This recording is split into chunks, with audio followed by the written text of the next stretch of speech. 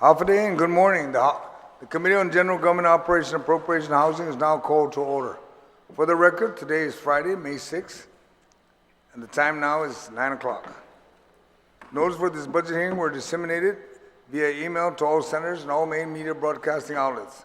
First public notice was issued on Monday, April 4th, followed by April 28th.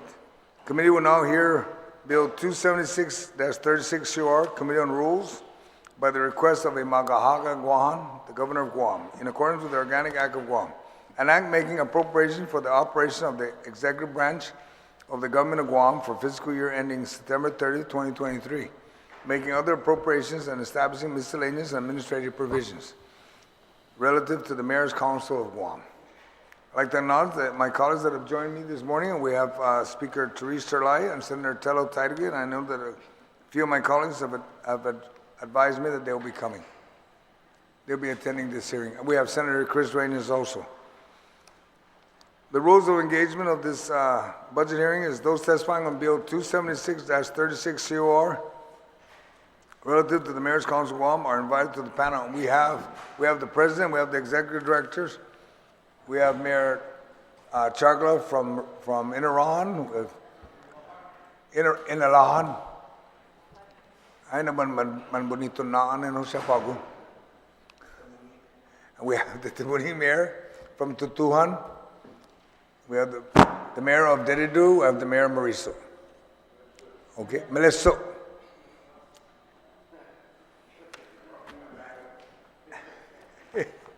Written testimony shall be submitted to the committee. Please provide my legislative staff with your written testimony for photocopying.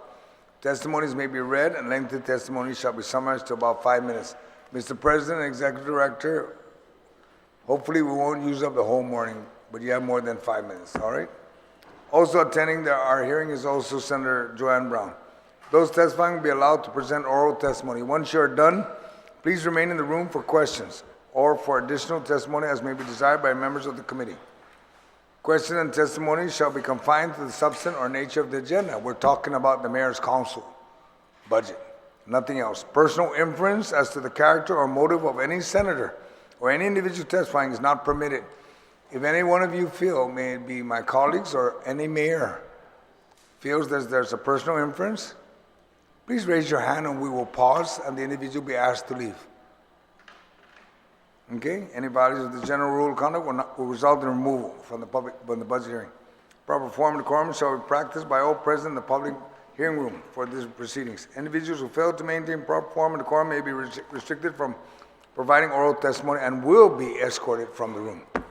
When you speak, please make sure that the microphone is on and that you speak into the microphone. Other questions may be submitted to the committee for submission to you guys, the mayors, for submission. All right? Please state your name and your title for the record. I'd ask the Sergeant at Arms to swear you in. And would the mayors please rise so you be sworn in for your testimony. Please raise your right hand.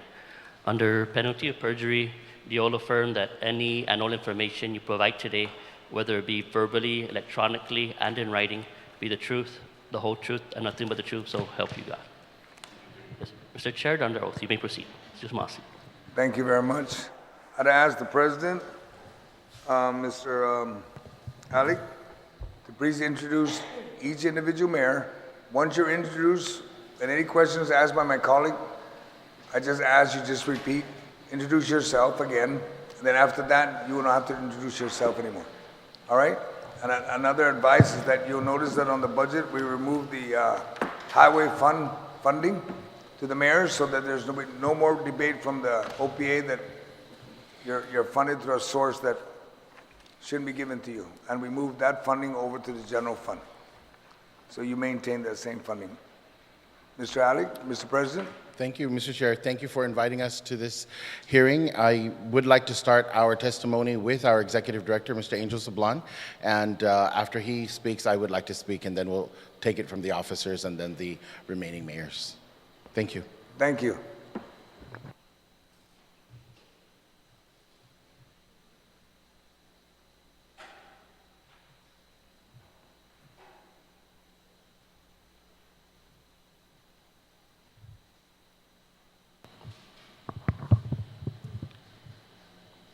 Jesus Mausen, Mr. President. Manana Jesus. Buenas and half a day, Honorable Igehilo, Senador Joes and Agustin. Igehilo Legislatura, Speaker Therese Terlahi, and all committee members. At the start of my testimony today, I'd like to read a prayer in Chamorro, and I'll end the testimony with the same prayer in English. Zuus naizu minagong ho put parabay aksepta ikosas siha ni tisinya hutulaika.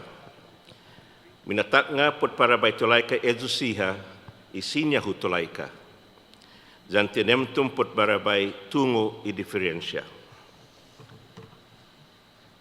As I have done in each of my budget testimonies and justification for the past 12 years, I will impart the same opening message today. I want to impart to you that the Mayor's Council of Guam is fully appreciative of the support you have given us and of the suggestions you have offered in providing more services to our communities this past year and in prior years for those of you that have deliberated on our budget then. You know what the mayors do, and you know what they need to get it done. When it really comes down to it, all of you have always been receptive and attentive to the needs of our villages and always tried to heed the call of our mayors and vice mayors. We thank all of you for your support and your assistance for us, even if it was not a popular thing to do. We fully understand that all of us in the government must try to be resourceful with what we have. Our budget as presented today is not padded, nor is it filled with wishful desires. Mr. Steve Guerrero and his staff at the Office of Finance and Budget have been very engaging and open in hearing our concerns and needs, and we thank them for their honesty and forthrightness. Our budget request for personnel and operations. Our budget appropriation for FY22 was $10,287,372. We requested for an appropriation of $11,589,089. For FY23, we are asking for $11,569,764, a decrease of $19,325 from our FY22 submission, but an increase of $282,392 from our FY22 appropriation. This increase is only attributed to cover actual personnel costs for FY23, for mandated increases in retirement contributions, medical insurance rates, and the FY22 budget-approved salary adjustments for all our village unclassified employees of $1 per hour or an amount closest to it based on the salary schedule of the DOA Human Resources Division for administrative assistants, clerks, community maintenance workers, and recreational leaders. As you know, our employees in the mayoral offices are all unclassified and therefore are not entitled to any increments no matter how many years they work. We are therefore very thankful for your approval of the increase in FY22. Mayor Tony Charcliffe will further explain the need for some kind of system to adequately compensate our employees, at least those that have been in service for 2 years and more. The biggest item on our budget, as with all other budget requests in the government, is for personnel. The 19 villages comprise of 222 unclassified employees, inclusive of the 19 mayors, 7 vice mayors, and the executive director of the council. The central office has a total of 10 classified employee positions.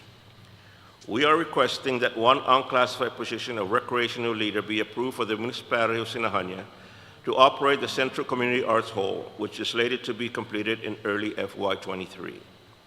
The total amount for salaries and benefits for this position is approximately $56,395. A status quo request of $70,000 for daily operations of the Mayor's Council Administration Office, $35,000 for supplies and materials, and $35,000 for contractual services for office equipment maintenance, internet service, printing services, and vehicle maintenance. A status quo appropriation request of $40,000 under the miscellaneous category has been requested for the President's contingency funds and the Association of Mariana Island Mayors, Vice Mayors, and elected municipal council members, AMM. There are 19 district offices, 13 community centers, 8 gymnasiums, 12 senior centers, 3 dementia centers, and a multitude of recreational facilities, basketball, baseball, softball, football, and a number of park facilities under the jurisdiction of the Mayor's Council or the village mayors. We are requesting a status quo appropriation of $540,000 in power, a status quo appropriation of $243,000 for water, and a status quo appropriation of $67,000 for telephone expenditures, which amounts to a status quo appropriation request of $850,000 for utilities this year. However, in FY24, we will not be able to ask for a status quo appropriation for this category, as more facilities will come online, like Malesu and Humatak. The office space rental fees requested for FY23 is $111,300 and remains the same as FY22. The Streets Maintenance and Beautification, SMB, the Island-Wide Beautification Projects, IWBP, and the Public Safety and Social Education Program, PSSEP, were combined in FY22 in what is now called the Village Operations Maintenance Beautification Public Safety Programs, or VOMPS, with a combined appropriation of $729,501. We are requesting the same amount for FY23.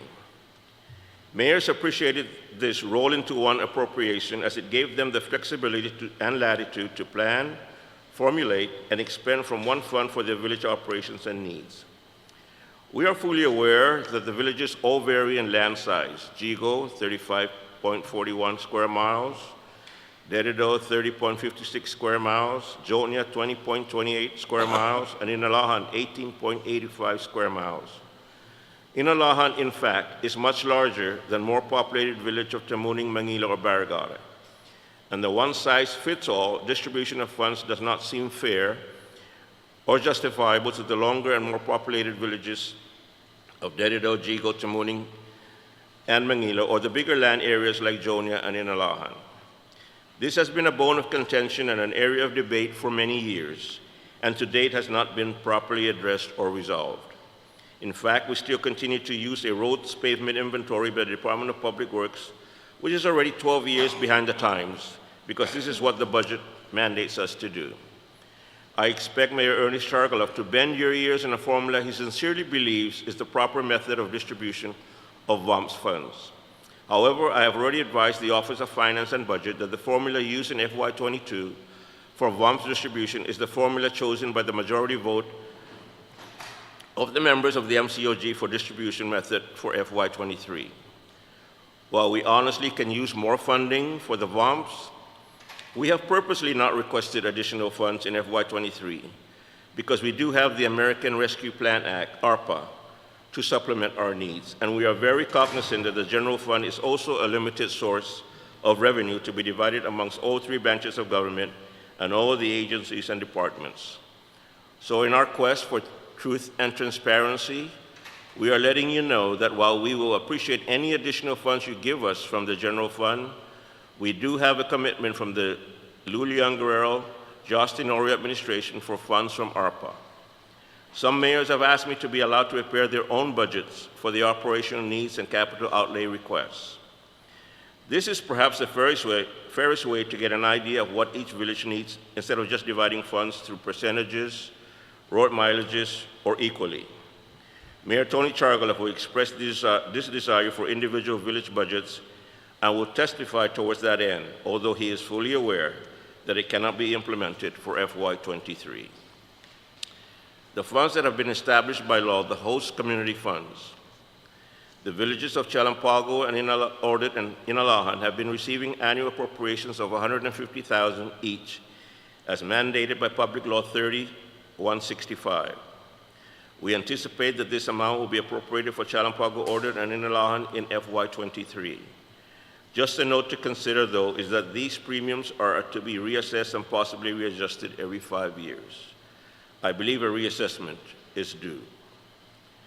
The Limited Gaming Fund, LGF, though not a part of our FY23 budget transmittal, is deliberately left that way, as it is this body that determines the 33% of the available funds collected in FY22 that will be made a part of the Mayor's Council FY23 budget. As you are aware, these funds can only be used for the purposes set forth in Public Law 34-42 Section 2. The FY22 appropriation of $442,611 was equally distributed to each district in FY22 in the amount of $23,295. The mandate of Chapter 5, Title 2, Section 5204D1, delineating the allowed expenditures should be reviewed to allow mayors greater flexibility to use this fund for maintenance purposes related to their recreational uses. This past year, the ability to expend these funds was limited to almost zero, as there were no sports activities or sponsorship of sports teams. We recommend to amend the provisions of this law to include maintenance, not just repair and construction of facilities, and sponsorship of cultural performances or activities within the village. President Mayor Jesse Alec will testify for the need to add a notwithstanding clause to the FY23 MCOG budget for the requested changes above. In FY22, we received an appropriation of $1.5 million from the Guam EPA Recycling Revolving Fund to the MCOG to continue the island-wide village cleanup. Up to 80% of the initial release of $850,000 has already been expended and/or encumbered for the removal of abandoned vehicles and white goods since February of this year. We anticipate the release of the remaining $650,000 for tires, electronics, loose metals, and green waste later this month, and we expect to fully encumber the $1.5 million by the end of this fiscal year. Since February of this year, we have removed over 2,000 abandoned vehicles and over 1,000 items of various white goods. This will be a never-ending program. We must also support legislation to levy a steeper fine or penalty to residents who are deliberately turning neighborhoods and their private properties into collection lots for broken and damaged vehicles. They use these lots to cannibalize vehicles, sell parts, or some other illegal activity, and when they have no use of the vehicle, dump them on our roadsides for others to further cannibalize them. I still wonder how vehicles get to the side of roads with no tires on it, unless, of course, they put tires on them just to tow them and then immediately remove the tires when they dump the vehicle in the middle of the night.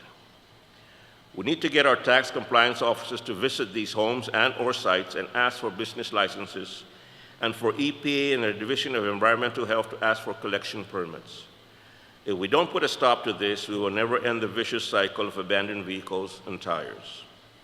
If additional funding is to be appropriated to the MCOG for FY23, then we ask that a provision in the FY23 Budget Act provide a notwithstanding provision to allow MCOG to exceed the $50,000 procurement authority only for the purposes of recycling efforts from the Recycling Revolving Fund or the ARPA funds until the end of FY24, so that villages like Dededo, Jigo, Manila, Tamuning, Chalampago, Ordet, and Barragata can collect more than the 200 cars, which currently is assessed at $250 per vehicle, and any recyclable item that will exceed the $50,000 limit. Mayor Melissa Savaras will testify to the need to lift the cap on the issuance of purchase orders only for recyclable materials and items from the Recycling Revolving Funds from GIPA or funds from ARPA for the same purpose. This will allow us to make greater impact in the collection of recyclables without limiting the authority to do it. Other funds expended through the MCOG. The Senior Center operations and adult daycare operations. Senior Center operation grant funds from the Department of Public Health and Social Services for FY22 to date, $946,830.88. These funds are used for the 12 centers: Dededo, Estumbo, Jigo, Tamuning, Manila, Sinahanya, Hagat, Zonia, Agani Heights, Santa Rita, Sumay, Malesu, and Inalahan. We have a number of 19 unclassified employees with 3 vacancies, and the program end date for the Senior Center operations is September 30, 2022, unless it is further extended. The Adult Daycare Program grant funds from the Department of Public Health and Social Services for FY22 to date, $1,097,510.66 for the 3 centers: Adult Daycare Dementia Facility, Woodstick Road, Dededo, Machechi Community Center, and Inalahan ADC South. They have 30 limited term employees with 5 vacancies, and the program end date is also September 30, 2022. The MCOG will continue to operate the adult daycare centers to the end of FY22 until a new qualified vendor is contracted by the Department of Public Health and Social Services through the General Services Agency. It is our understanding that the request for proposals to take operation of the adult daycare program is being actively worked on. Our 12 senior centers and the 3 adult daycare centers, except for the Molesto Senior Center, open to receive clients on May 2nd, 2022. At present, the numbers of attendees continue to increase from the initial attendance of over 400 on May 2nd, 2022. We are confident that we can offer congregational services without risking the spread of COVID to any of our clients and our staff. In reality, though, our senior and adult daycare centers never closed, as we have continued to serve hundreds of meals on a daily basis, and our staff make contact with our seniors through phone calls or controlled visitation to ensure the health, well-being, and mental health of the clients we serve since the closure in March 2020 to May 2nd, 2022. We have also made repairs, renovations, and upgrades to our centers so that we could welcome back our clients to a safe and happy place. Additional provisions that we would like to see in our FY23 Budget Act. We request for a provision in the FY23 Budget Act to allow the Mayor's Council of Guam to carry over all unexpended prior year lapse funds for use in any category except personnel in FY23. Continuing appropriation, the fund's unexpended balance of funds for appropriate the Mayor's Council for FY22 and prior years shall not lapse and is available to the Mayor's Council of Guam expenditures for FY23. And the authority to make payments on prior year obligations. Verbiage you would like to have is notwithstanding any other provisions of law, the Mayor's Council of Guam is hereby authorized to utilize unexpended funds appropriated to the MCOG for FY22 and prior years to be expended to pay for prior year obligations incurred. Mayor Robert Hoffman will testify and justify the need for this provision in our FY23 budget appropriation. Other funds made available for use by the Mayor's Council of Guam for FY22, FY23, and beyond until FY24. The American Rescue Plan Act, ARPA. The Leon Guerrero Tenorio administration has graciously committed close to $18 million to the MCOG for our use in various needs over the next few years. BBMR has already released $1,843,565 in personnel funds that we intend to use to hire under LTA, limited term, for personnel at the senior centers and adult daycare to assist our recreational leaders in the sanitation and maintenance of our facilities on a daily basis. We have also used over $368,000 to pay our employees the hazard pay differential during the pandemic. The COVID pay differential will end today, May 6, 2022. BBMR has released $892,129 to cover for the shortfall in our VUMPS funding and was equally divided to all villages in the amount of $46,954.13. BBMR released $70,000 to pay for overdue water bills due to the water leaks undetected by several villages. These were deep-seated leakages. BBMR released $2.5 million for greater enhancement of our beautification and recycling efforts, of which $100,000 has been made available to each village for their use. A total of $4,863,611 has already been received by the MCOG from ARPA.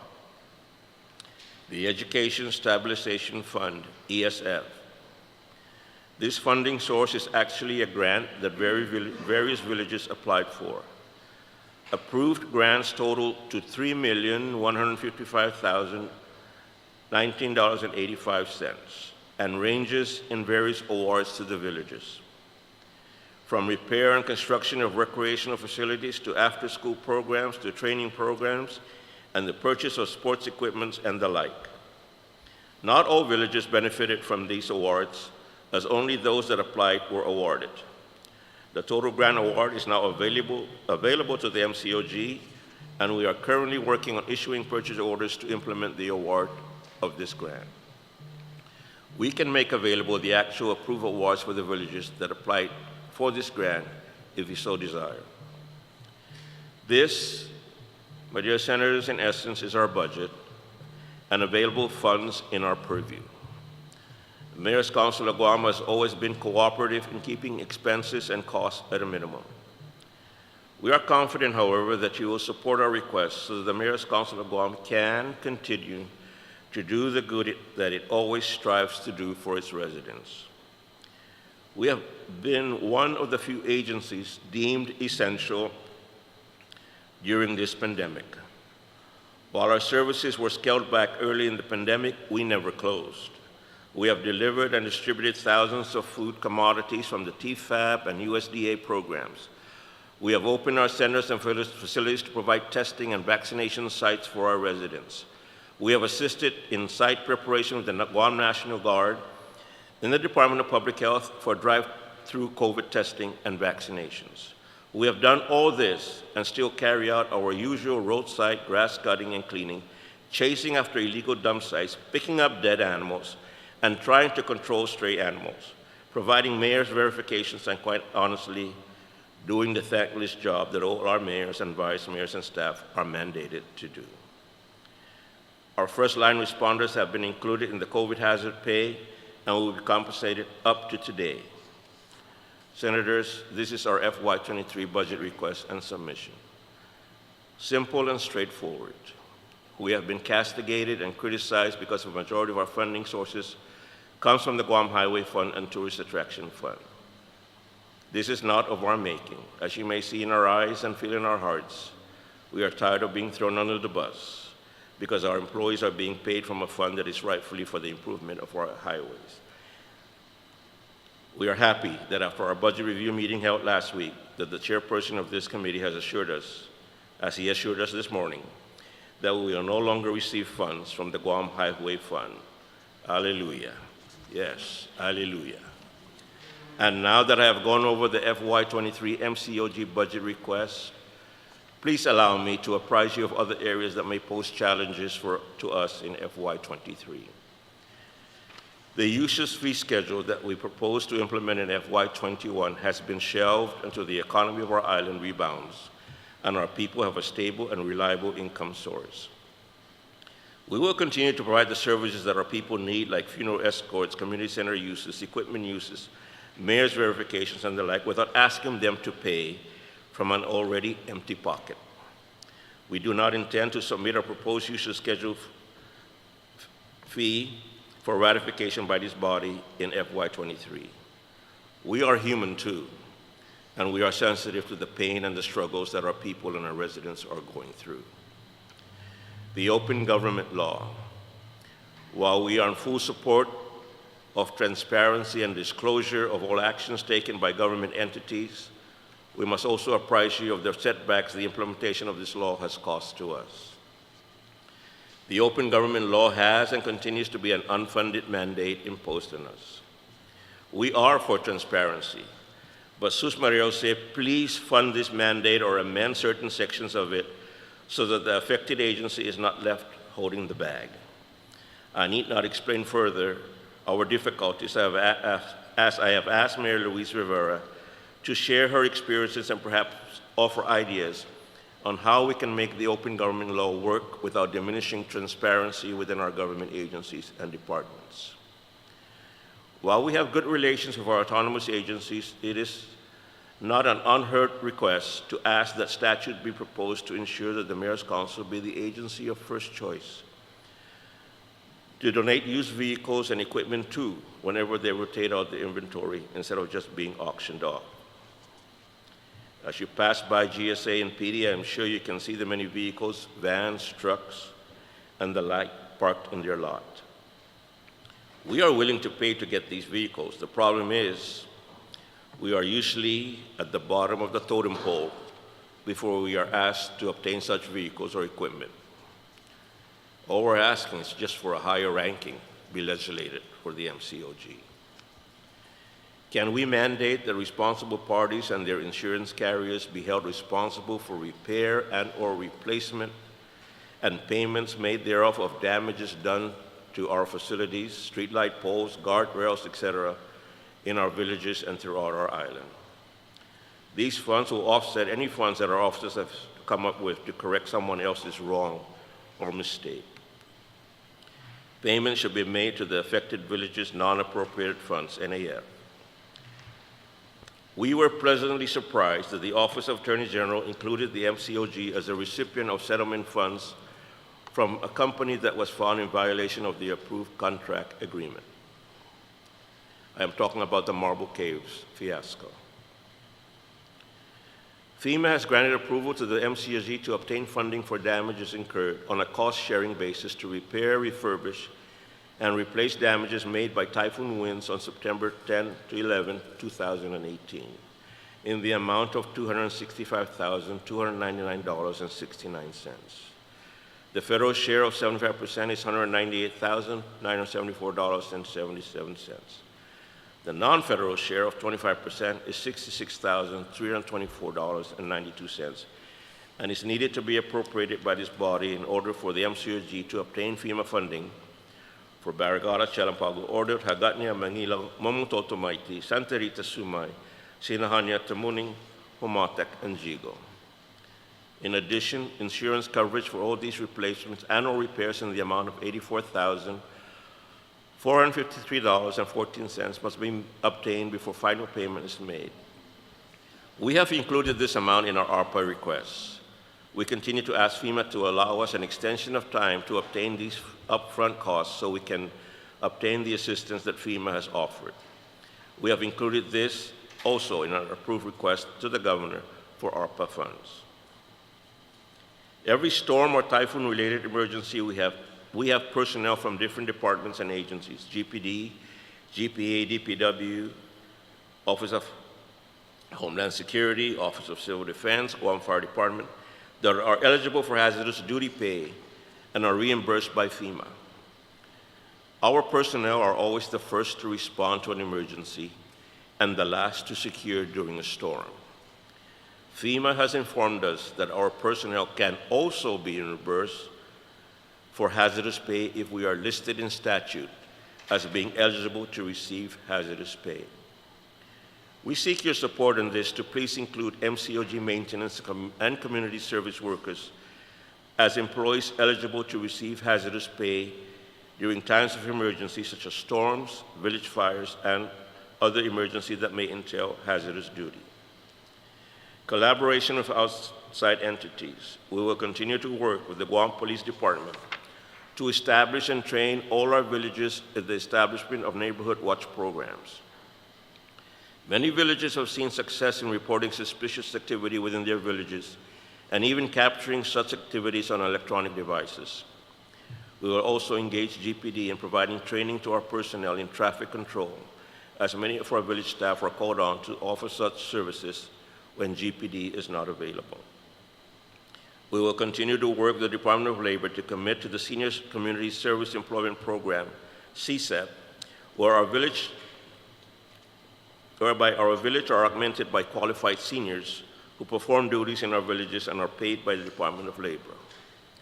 We will continue to work with the Guam National Guard to provide a win-win situation whereby our troops are trained in heavy equipment operations and our villages get fields, recreational areas, ponding basins, etc. cleared and spruced up at no cost to the mayor's offices.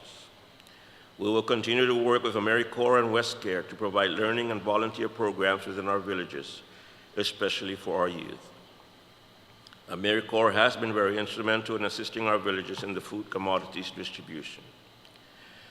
We will continue to work with the judiciary to provide community service opportunities and credits to their clients as part of their sentencing, and at the same time assist our villages, especially in maintenance efforts, again, at no cost to the MCOG.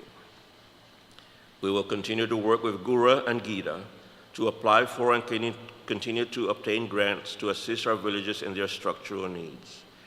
The villages of Sinahanya, Mamutotomaiti, and Homatek have been recent recipients of grants from GURA, and Sinahanya and Telefofo have been recently awarded grants from GIDA. We will continue to work with the Department of Agriculture to augment and provide a successful solution to the stray animal problems we have today. The program has seen success in the past few months in the roundup of stray animals. Our only limitation is the lack of animal control officers at Department of Agriculture and the lack of kennel space at GAIN. I have asked Mayor Rudy Paco, who chairs our Committee on Stray Animals, to apprise you today of how this program is working and what we need to do to continue to make it work. Our short and long-term goals to provide training opportunities to all our mayors and vice mayors and administrative staff to undertake and complete the procurement 1, 2, 3, and 4 modules at GCC, to digitize all the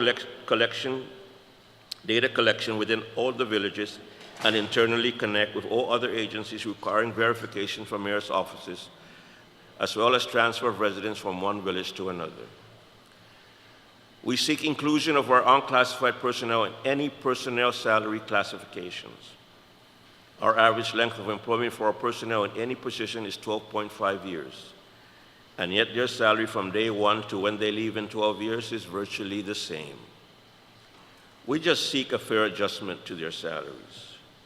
We do not have a lack of employee problem.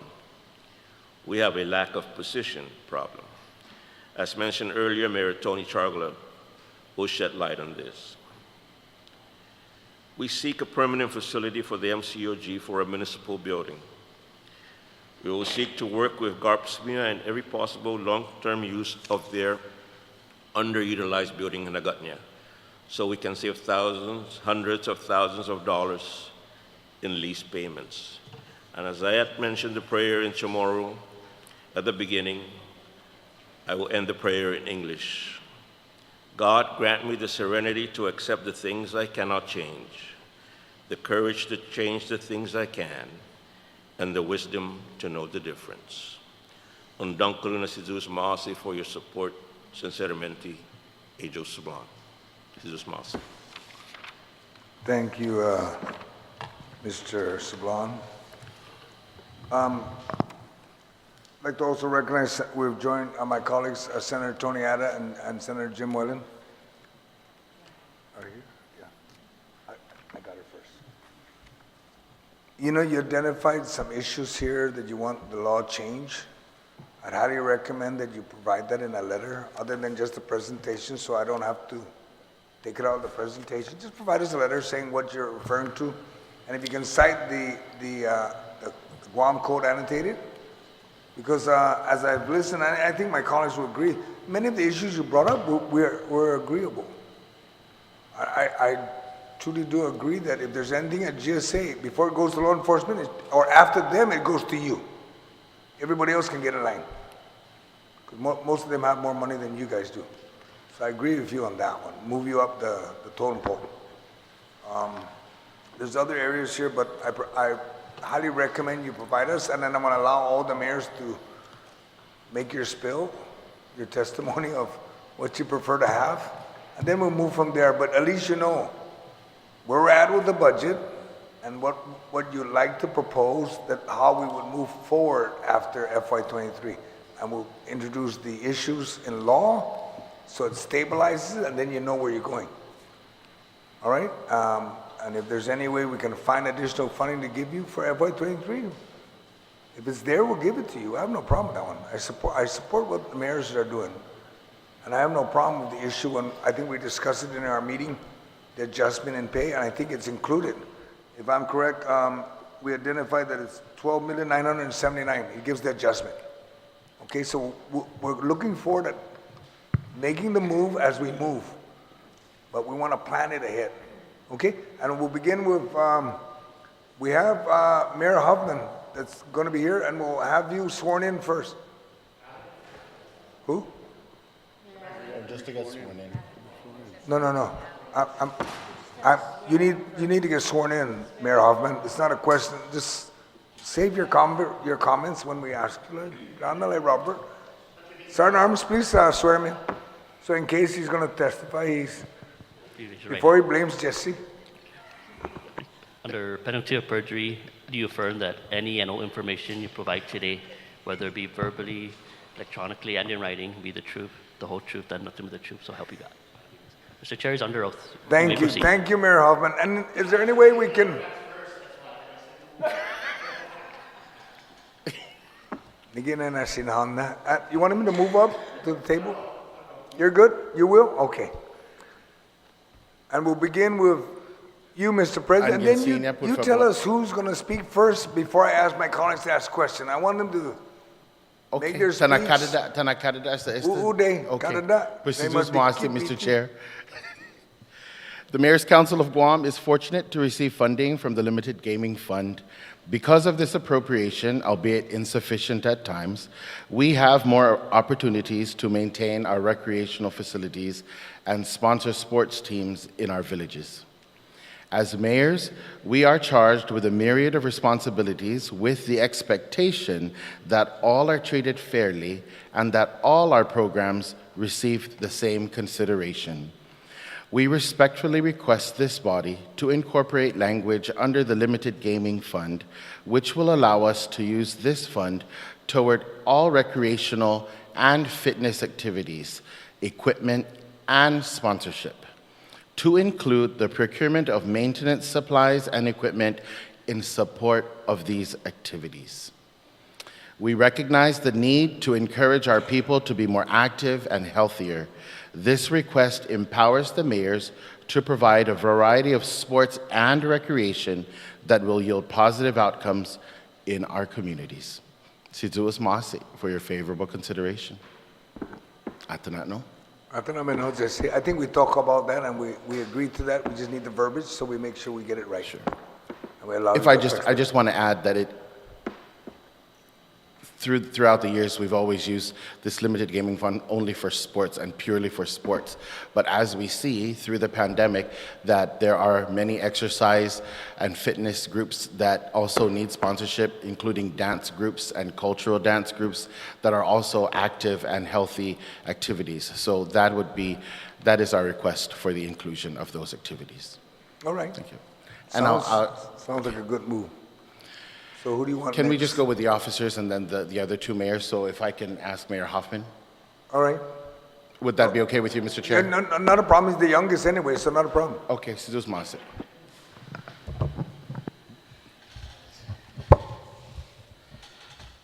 Hafaday and good morning. Thank you, Chairman San Agustin and members of the Committee on General Government Operations, Appropriations, Housing, Office of Finance and Budget for the opportunity to speak before you today. My name is Robert Hoffman. I'm the 9th Mayor of Sinahanya and currently the Vice President of the Mayor's Council of Guam. I've been in public office for 17 years.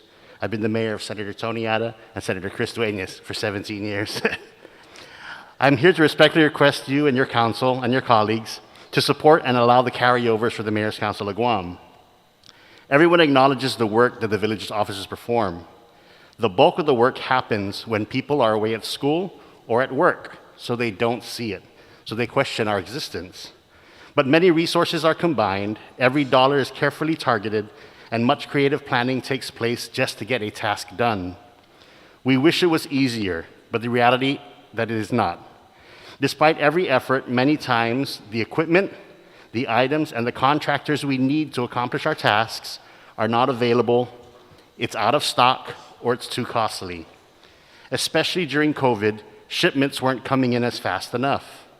Many mayoral offices utilize this tool of carryover to help cover many of the expenses and rising costs, as well as understood that you had to make budget cuts during COVID.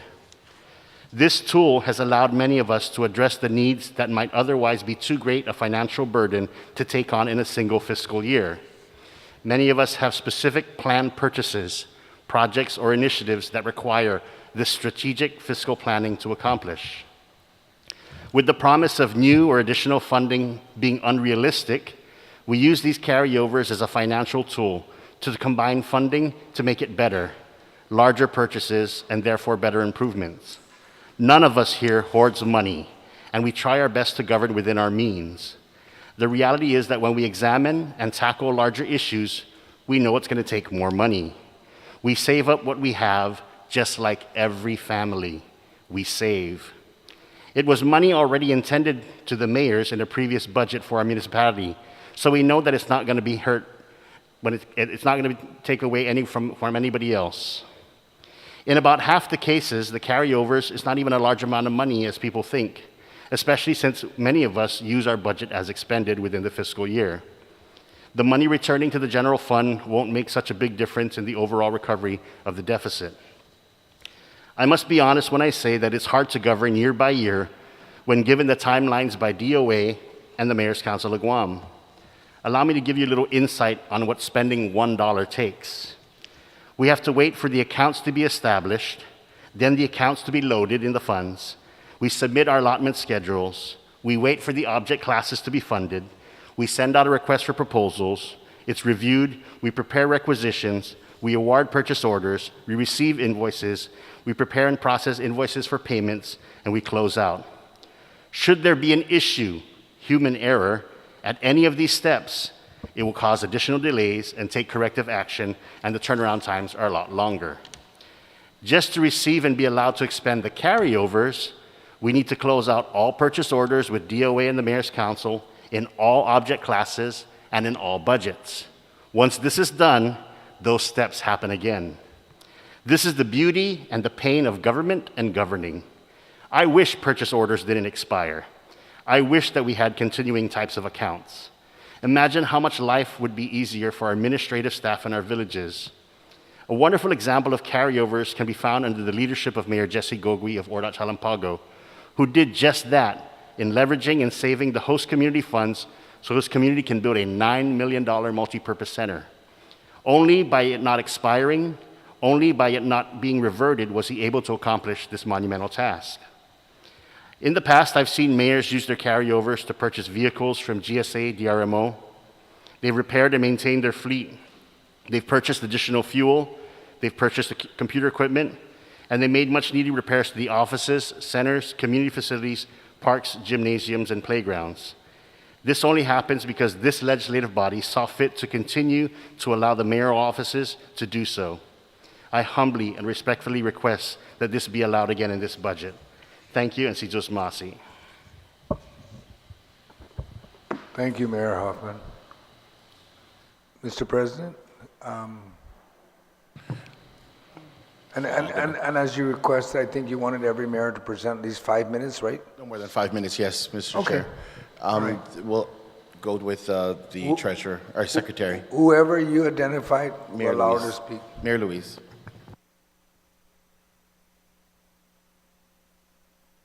The opportunity to address the issue that confronts every mayor and municipal planning council, and particularly those whose municipalities are affected by Guam Land Use Commission applications.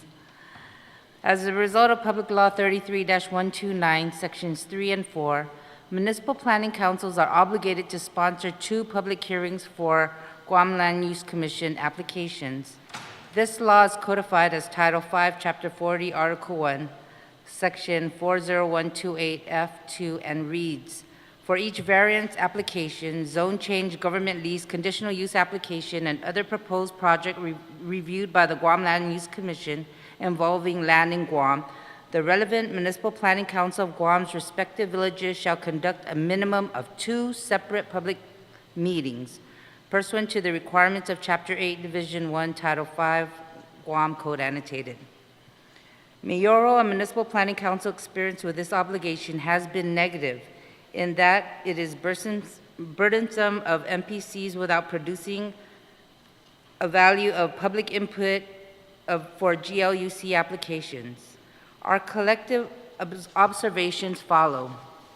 The single legally noticed Department of Land Management municipal public hearing for every Guam Land Use Commission application has proven to be sufficient in order to get widespread public opinion about a proposed project. Department of Land Management has used this public hearing method for a long time, and it works. Our residents are familiar with this one municipal public hearing process, and they attend if they have a concern, either for or against. Some chose to submit written testimony.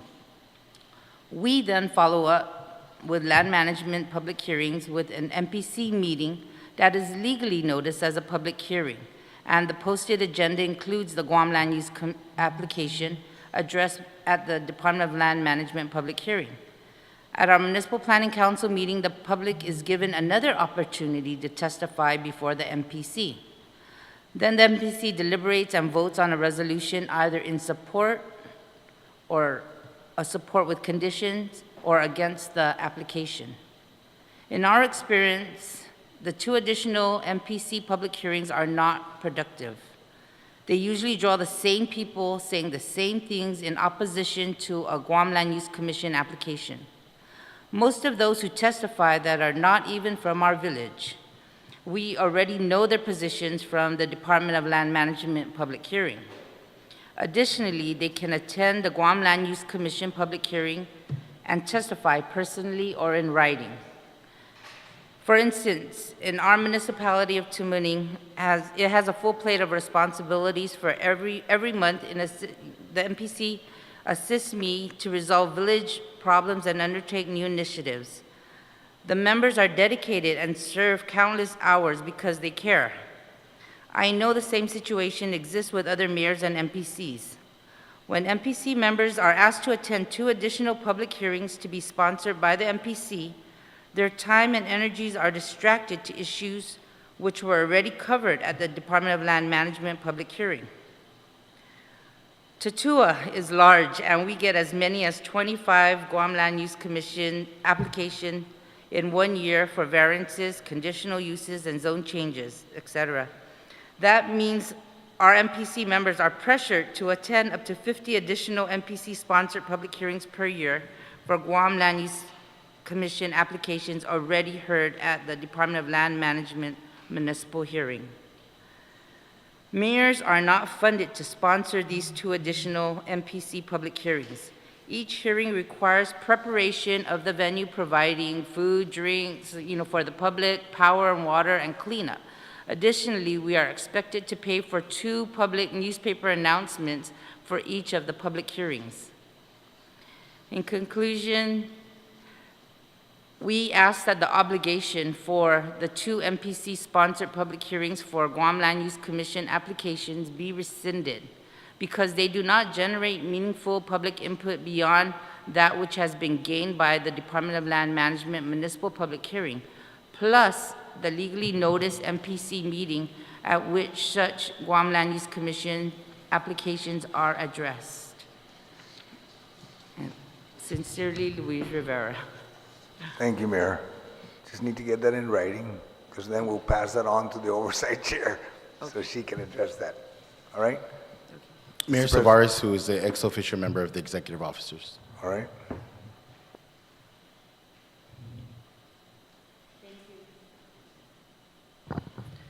Good morning. Thank you, Mr. Chair, and members of the committee. My part of this is to, as the mayor of Dedido, as Angel had mentioned in his testimony, we do receive recycling revolving funds from Guam EPA, and it helps us clean up our villages. I'm always saying when we have these funding that's given to us, that in Dedido we clean up cars and tires, and when it rains hard, they grow again from the same ground that we picked it up from. So, during dengue, Dedido was hit really hard with dengue, and we had to clean up on Swamp Road and Hahasu Road. And as you know, these are Chamorro Land Trust areas. Just in one street, Swamp Road, from Isengsong all the way to Route 3, we picked up 400 cars. And this was 3 years ago. If you go to that same street today, there are 800 cars that need to be picked up from this area. What happens is the Mayor's Council, when we receive the funding from Guam EPA, the Mayor's Council then gives us our purchase orders. We are fortunate enough to have 2 companies on Guam, recyclers, that accept abandoned vehicles and process them for shipping off to companies that they can buy, that will buy the metal. However, the cap, each place I can only have a purchase order for no more than 25,000 from one company and 25,000 to the other company. And so it's SD Recycling and Global Recycling. And that's just for them to accept the vehicles. It's $250 per vehicle, no matter what the condition is. And the reason why the cost is so high for them to accept that is because they have to take the vehicle apart. They have to remove the plastics, they have to remove the the rubbers, and then just only compact the metal for shipping off. But there's a cap at 50,000. After that, I can't get any more purchase orders to remove additional. So that only allows us 200 cars per fiscal year to remove. So of course, like I said, we removed 400 vehicles from Swamp Road during dengue, and I'm expected to go back and move the other 800. I have other housing areas. I have other residential areas where my priorities are always areas around school zones, because the children are walking to and from school, around bus stops, and the residential neighborhoods. And we know that zoning laws, if it's an R1, you should just be single-family dwellings. But we know that people, to make extra money, have little chop shops or repair shops in their neighborhoods. League One Terrace is an example. You go into Dagu Court and you'll find a collection of cars inside because somebody's trying to make extra money. And he's repairing, and what he doesn't need, like Angel mentioned earlier, he throws on the side in front of his neighbor's property. So $50,000 to remove 200 cars is a cap.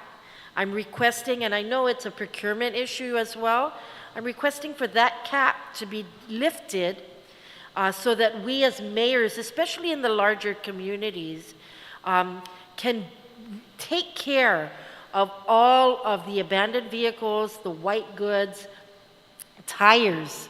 I have a resident who's been very productive, and she even attended a GUMA workshop and training to make furniture and usable items of tires that we find in our villages, in our pipelines especially. So we try to reuse trash that's out there, but if we don't, it's an overwhelming number that we find out there. So I'm requesting for this body to visit the possibilities of us lifting the cap of the procurement cap for collecting recyclables or trash under the Recycling Revolving Fund. Thank you. Thank you, Mayor Zavares. And I'd like to also recognize the presence of our colleague, Senator Paris. On the issue when you identified on abandoned vehicles and I guess people doing the chop shop in the villages, I guess 8 years ago when I was at Revenue and Tax, we've issued a lot of fines in League One Terrace for the chop shops. I think that's a question that I'll bring up during Department of Revenue and Taxation's budget hearing. And also the issue of EPA on their budget hearing, and the reason why is because, abandoned vehicles, I'm bothered by that statement because none of those vehicles are abandoned, they're littered. That's $1,000, they should be tagged. Every vehicle has a registered owner. All they have to do is look at the VIN number, Revenue and Tax can pull it up, EPA send your letter. If you can send a letter to find somebody when you find somebody's name on a trash bag, you can send a letter to the folks that are dropping their vehicles that you're picking up. That's what I believe. And I'll address that during their hearing. Okay, just to let you know, because we're asking EPA to give you money and the oversight is here, and at the same time, somebody's just dumping it. That's not right.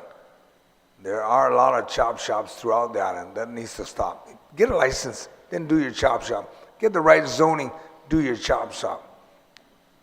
But there is an environmental issue because of the oil and whatever spillage is on the ground. Okay? And Mr. President, who's next? the mayor of Inalahan, but may I comment on that, on two things? That the speaker did introduce a bill that would help with Mayor Suarez's issue, lifting the cap, and Senator Ada did introduce two bills that would help us with the same situation regarding the trash. I just wanted to point that out. I can't remember the number from the Speaker Terlahi's bill, but I vividly remember Senator Ada's bill because we've been working on it for many, many months now, almost over a year now, 155 and 156.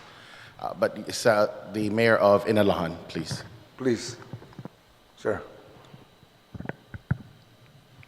Good morning, Chairman San Agustin, Speaker Terlahi, and the honorable senators of the 36th Guam Legislature. My name is Tony Chargloff, Mayor of Inalahan. I came here today really with the intent to stress on 4 points to ponder. Unfortunately, after hearing repeatedly that there's 64 million in excess general funds, and in communication with my colleagues, I was told to don't just throw out points to ponder, go for the gusto. So in the 4 points, I'm going to be pointing out the first two will be points to ponder, and the last two will be going for the gusto. The very first one is the distribution formula. So of course, I'm not sure if you guys were handing this out. I did provide this, but it's a comparison between the way the mayors have been distributing the money, the way the funds have. So again, please correct me if I'm wrong, but it is my understanding that deliberation happens in here, and whatever the amount totals, that's what gets transferred over to the Mayor's Council, and among themselves, the division of using the road mileage has been the process that they use. I'm here today to ask that we reconsider that and use population as the basis for our division and within our budget. So I'm going to use $1 million as an example. If $1 million was given to the Mayor's office or Mayor's Council, I'm going to ask that 85% of that be divided equally amongst the 19 villages, resulting in right around $44,000. The remaining 15%, or about $150,000, be divided up using the population and no longer the road mileage. I want to use some villages, for example, and I've repeatedly used this example. Agustin, for example, has 7.48 miles, and their population as of 2020 was only at 943.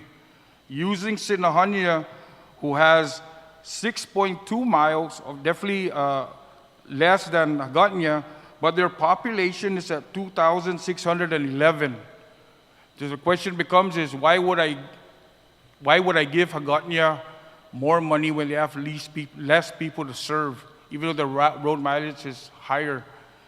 So I'm going to share that same example with myself. Inalahan has 21.81 miles, while Mongmong Totu Maiti only has 20.59 miles. Yet the population of Inalahan is at 2,317, while Mongmong Totu Maiti is at 6,380. So based on that information, if we were to use road mileage, obviously I would get more than Mongmong, and it's so unfair because they have a higher population. If we were to use this population base, Inalahan stands to lose 2,495, and I'm willing to lose that because I believe it's fair. Again, I'm asking that this body here reconsider that road population be removed, and I'll tell you why. Let me give you even a better example. Humatak, who's right now at 5 miles, their population is like right around 700. What if Humatak in the next few years progressively and exponentially grows up to 1,005, 2,000, what have you? Are they still going to be given the money based on 5 miles? I don't believe that's fair. So again, I'm asking this body to please reconsider the division method that has been used historically here in the Mayor's Council to be changed from using the road mileage. And even in this case, if you look at even Tumuning, for example, Tumuning stands to gain $6,000 more dollars. If you use the road mileage calculation based on 150,000, they would gain on road mileage 11,587 versus using the population, they'll be getting 18,000. And I think that's fair. Again, I stand to lose, but that's fair, and I want to be fair moving forward. The next point to ponder is the budget proposal. Again, as I stated earlier, it's always been my belief, or at least my understanding as the way I was informed, that this body basically decides how much money we're supposed to get and how much, then we go and decide amongst ourselves how we're going to divvy that money up. Again, I'm requesting that we, not for this year, but for 2024 perhaps, that we start individually as mayors, present your own budget. I believe the budget is important because it expresses your spending plan, what you know is attainable and achievable within 1 year. Mayor Hoffman said that we have fallen into this thing about carryovers, and we are forced to do that because we never are given the full opportunity to execute what we have planned or envisioned. I'll give you an example. In Alahan this year, not including utilities or personnel costs, is only given for $54,000. I mean, that, honestly, I feel is like a little, pretty insulting and embarrassing for the most part.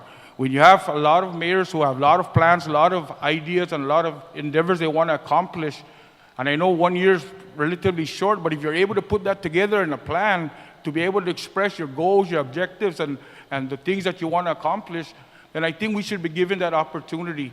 I know there's 19 that perhaps have to sit behind here and justify and defend what it is, but I believe that if we put the mayors and allow for them to express what they really want to truly do within their village, you're going to be able to see a lot of improvement and a lot of at least forward thinking, because what's important to Nalahan is not going to be important to Dedo or not important to Tumuning, or a lot of us have our little areas of our priorities that we want to try to accomplish.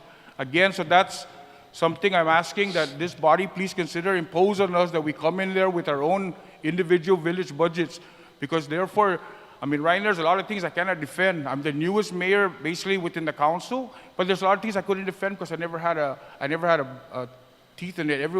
You folks, the mayor, the legislative body has always been the determining factor or the determining people of how much money we get at the end. So I'm asking that opportunity moving forward in 2024. So the last two now are the Gustos. Again, I was very mindful. I did not want to ask for any kind of monies that's going to come into the pockets of our employees. I was very sensitive to the fact, I understand that, we haven't had any kind of economic activity here based on our tourists, and I know a lot of our monies come from there. And so again, I was very mindful that I didn't want to bring this up now, being sensitive. I just wanted to kind of hopefully enlighten you, educate, and inform you of what's going on out there within our own internal workings of the mayor's office. So again, I'm the newest mayor, and I should be the one that is the most quietest, but I'm being very vocal today because I feel a lot of things are very unfair. I'll give you one classic example. Jenny up at Agania Heights Mayor's office, I've been with Mayor McDonald for literally about 30 years. So when I started to venture out, I wanted to kind of give an idea to my staff as to, hey, what kind of potential pay increments you're looking at, right? Of course, coming from Waterworks, I never once envisioned this, that we're never going to get an increment. But I find out that Jenny is getting the same salary as my staff, which is, to me, that is totally unfair. Why is it that somebody that's devoted almost 30 years, the longevity, the commitment of that employee, the loyalty of that employee, not just to the mayor but to the village, is not going to be rewarded any kind of just compensation? And I know I will be challenged and I will be argued because unclassified employees are supposedly don't get increments. But I'd like to ask that this body please get together, put some consideration into this, because if the mayor's employees have to be given some special provision, I'm asking you to do so. And so here's my proposal. My proposal is that every 4 years, or that's the term of every mayor, I'm asking that you allow us mayors, give us the opportunity that after 2 years of review of our employees, that we be given the opportunity to give these guys an increment. And honestly, it may sound like a lot right now, but I'm saying $1. $1 raise within the 4-year period of any mayor. And if, for example, the base is at $10, if that mayor stays in for 7 terms like Mayor McDonald, that employee will make from $10 to now $17, getting an increment only every 4 years. That's $7. It's small, but be truthfully, I want to be asked for you guys to please be mindful. How do you keep these guys motivated? First of all, there's many more things I'd like to ask. Number one also is these guys, we are not allowed to pay these guys overtime. How can we make that when there's a storm pending? The guys are out there securing families, taking down. I remind you again, I'm the new guy on the block, but I already foresee these things going to happen. As we mobilize these families to a shelter, as we start cutting down the trees that have fallen and are on the way of traffic, impeding any public emergency vehicles. I'm sorry, but these are the things that we're forced, and from what I gather and what I've understood is that they never get the overtime pay until the declaration of emergency is announced. That's far too late in the game. Again, so something I'm really hoping that you guys please consider, because it's something that I feel is unjust, and I could not see myself having to move like Mayor McDonough, 7 terms, 8 terms, only to find out that that employee never migrated. I know you guys just recently gave $1 or authorized $1 increment, and thank you for that. But again, my staff was a recipient of that, and I don't feel it's fair that my staff, who we only served not even 18 months yet, we're getting the same pay as Jenny up at Ganya Heights. Totally unfair. I'm asking you guys to please consider that. Something I really feel I don't want to move forward. I don't want to even run the next term if I cannot do anything now. So please consider that. There's one other item that I want to bring out, and this is again going for the gusto. I'm asking you guys to please consider this, is the creation of the position of maintenance supervisor. So here's what it is. Every mayor is authorized 5 maintenance staff and 1 municipal clerk and a AA in the office. The unfortunate thing is, as I come on board, the community maintenance worker, there is no community maintenance supervisor. And it's sad that we have to kind of point this out, delegate somebody to be responsible for the day-to-day operations, responding out at night, responding out during holidays, responding out during the weekends, for whatever emergency call-outs we get. The sad part is that guy gets the same pay as the other 4. And because there has never been a job creation or creation of position for this one individual that we as mayors point out each and every time, they get the direction, they also get the blame, and we also, scold them or what have you. We have to, but I feel so bad that I could not imagine myself continuing to move further, having this not implemented or put into place. So I ask this body to please consider that we do need a job creation of position, which is community maintenance supervisor. This individual, in the absence of the mayor, like for example, like right now, we are preparing for the San Jose Fiesta this Saturday, San Isidro Fiesta next week. This very individual who I'm appointed or delegated to be my supervisor is out there right now taking the lead in whatever needs to happen in order to make this become successful. Simultaneous to that, there's other logistical things that this guy is still being held responsible, and I know all the mayors are doing the exact same thing, holding this one individual accountable for a lot of things that they're relieving of ourselves. But the question now becomes, I cannot continue moving forward like this if we never address this. Thank you, and that's the gusto. Thank you. Thank you, Malik and Augusto. Mayor, this plan that you passed out, I want to make it very clear, when we have meetings and budget, it was never presented to us. Okay? So, antiman maisino ne, sa mong fangogogo, antiman maisino. Sa navam faisinam, bin upyo. Okay? We will respond accordingly. And your next, Mayor? The Mayor of Molesto. Thank you. I don't know if they saved the best or the worst for last, but anyways, my name is, for the record, my name is Ernest Charlotte. I'm the Mayor of Molesto.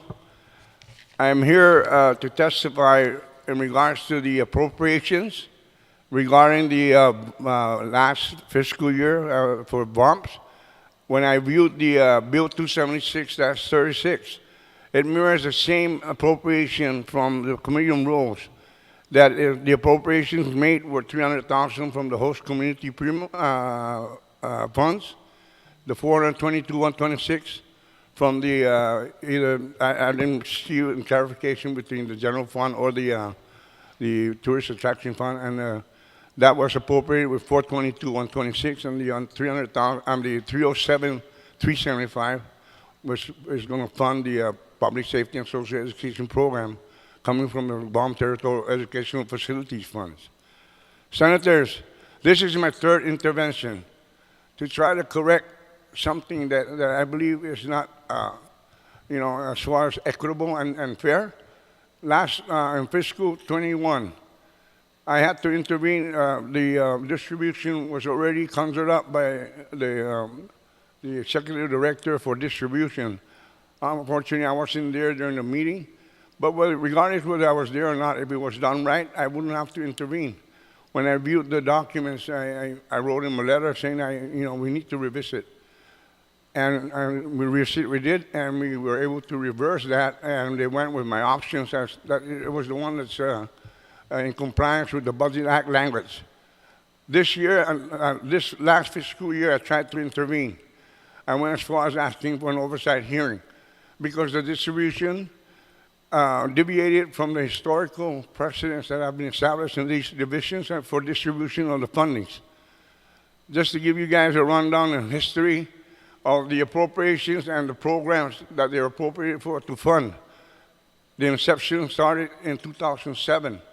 The division for distribution has always been uniform, standard, and consistent from 2007 up to 2020. And that the street maintenance beautification has always been divided, that each mayor or each village shall receive $20,000, and that the remaining balance will be distributed on a pro rata basis based on as a percentage to the respective village road mileage to the percentage of the total road mileage inventory held by the Department of Public Works.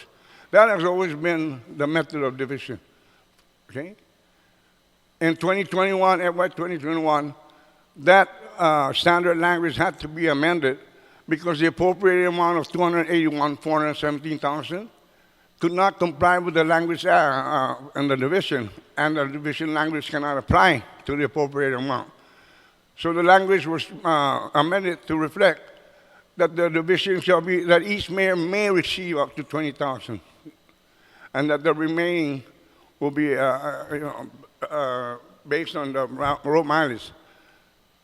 We changed that, Senators. We resolved that discrepancy as far as distribution was concerned. We had the distribution and the summary for everything. All the numbers were in the same in 21, 22, and now in 2023.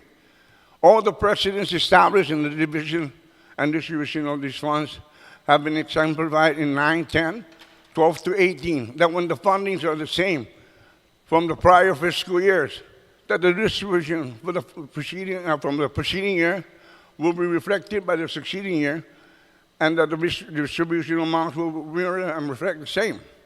This fiscal year, we deviated from those precedents in history. They took the island-wide village beautification projects have always been divided equally from 2007 up until 2021 to 2022. It was deviated from. The PSSCP has always been divided equally. It was subjected to a division method that was always exclusively used to divide the SMB funding, that each mayor shall receive $20,000 and the remaining balance to be prorated.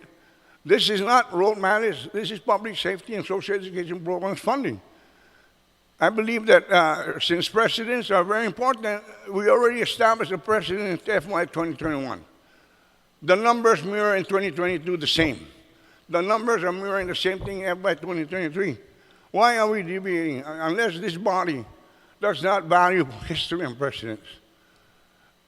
Precedents are something that were established to follow in future endeavors and functions, events, and whatever activities. And we've deviated. This is the second year, most likely, that we're going to deviate from the precedents established in the past 15 years. I don't know if you guys value what precedents are, but I'm strong in precedents as well as history, and I'm also good at numbers. Numbers don't lie, although they cannot speak. They tell a story that this is not fair. It's inequitable. It's unfair. I tried to intervene, Senators. I asked for an oversight hearing. They gave me a round table discussion instead. I cannot, every time I try to speak, I cannot emphasize my point from the deviation of the history and precedents of these appropriations. I know that no senators and no particular legislature is beholden to prior legislatures, But when you're talking about history and precedence, unless you have a justification for deviating from it, then that will justify it. But to arbitrarily and autocratically change a system that has been in existence for 15 years, I don't think that's right. I'm only here. I know that we're going to throw contention at each other. I want to work harmoniously with my colleagues, because everyone is looking out for themselves. Well, why can't we look out for what's right? Although, it doesn't favor one and it favors the other, but at least it's the right thing to do. Last fiscal year, Senators, 6 mayors, 6 villages received increases, while 13 received decreases, and there were no funding decrease or increases. The numbers are the same. Why are we deviating from that? Every mayor worked from FY21 with the same amount of funding. It is incumbent on those mayors that saw a shortfall to work with the director or go to their favorite senators and ask for a supplemental increase.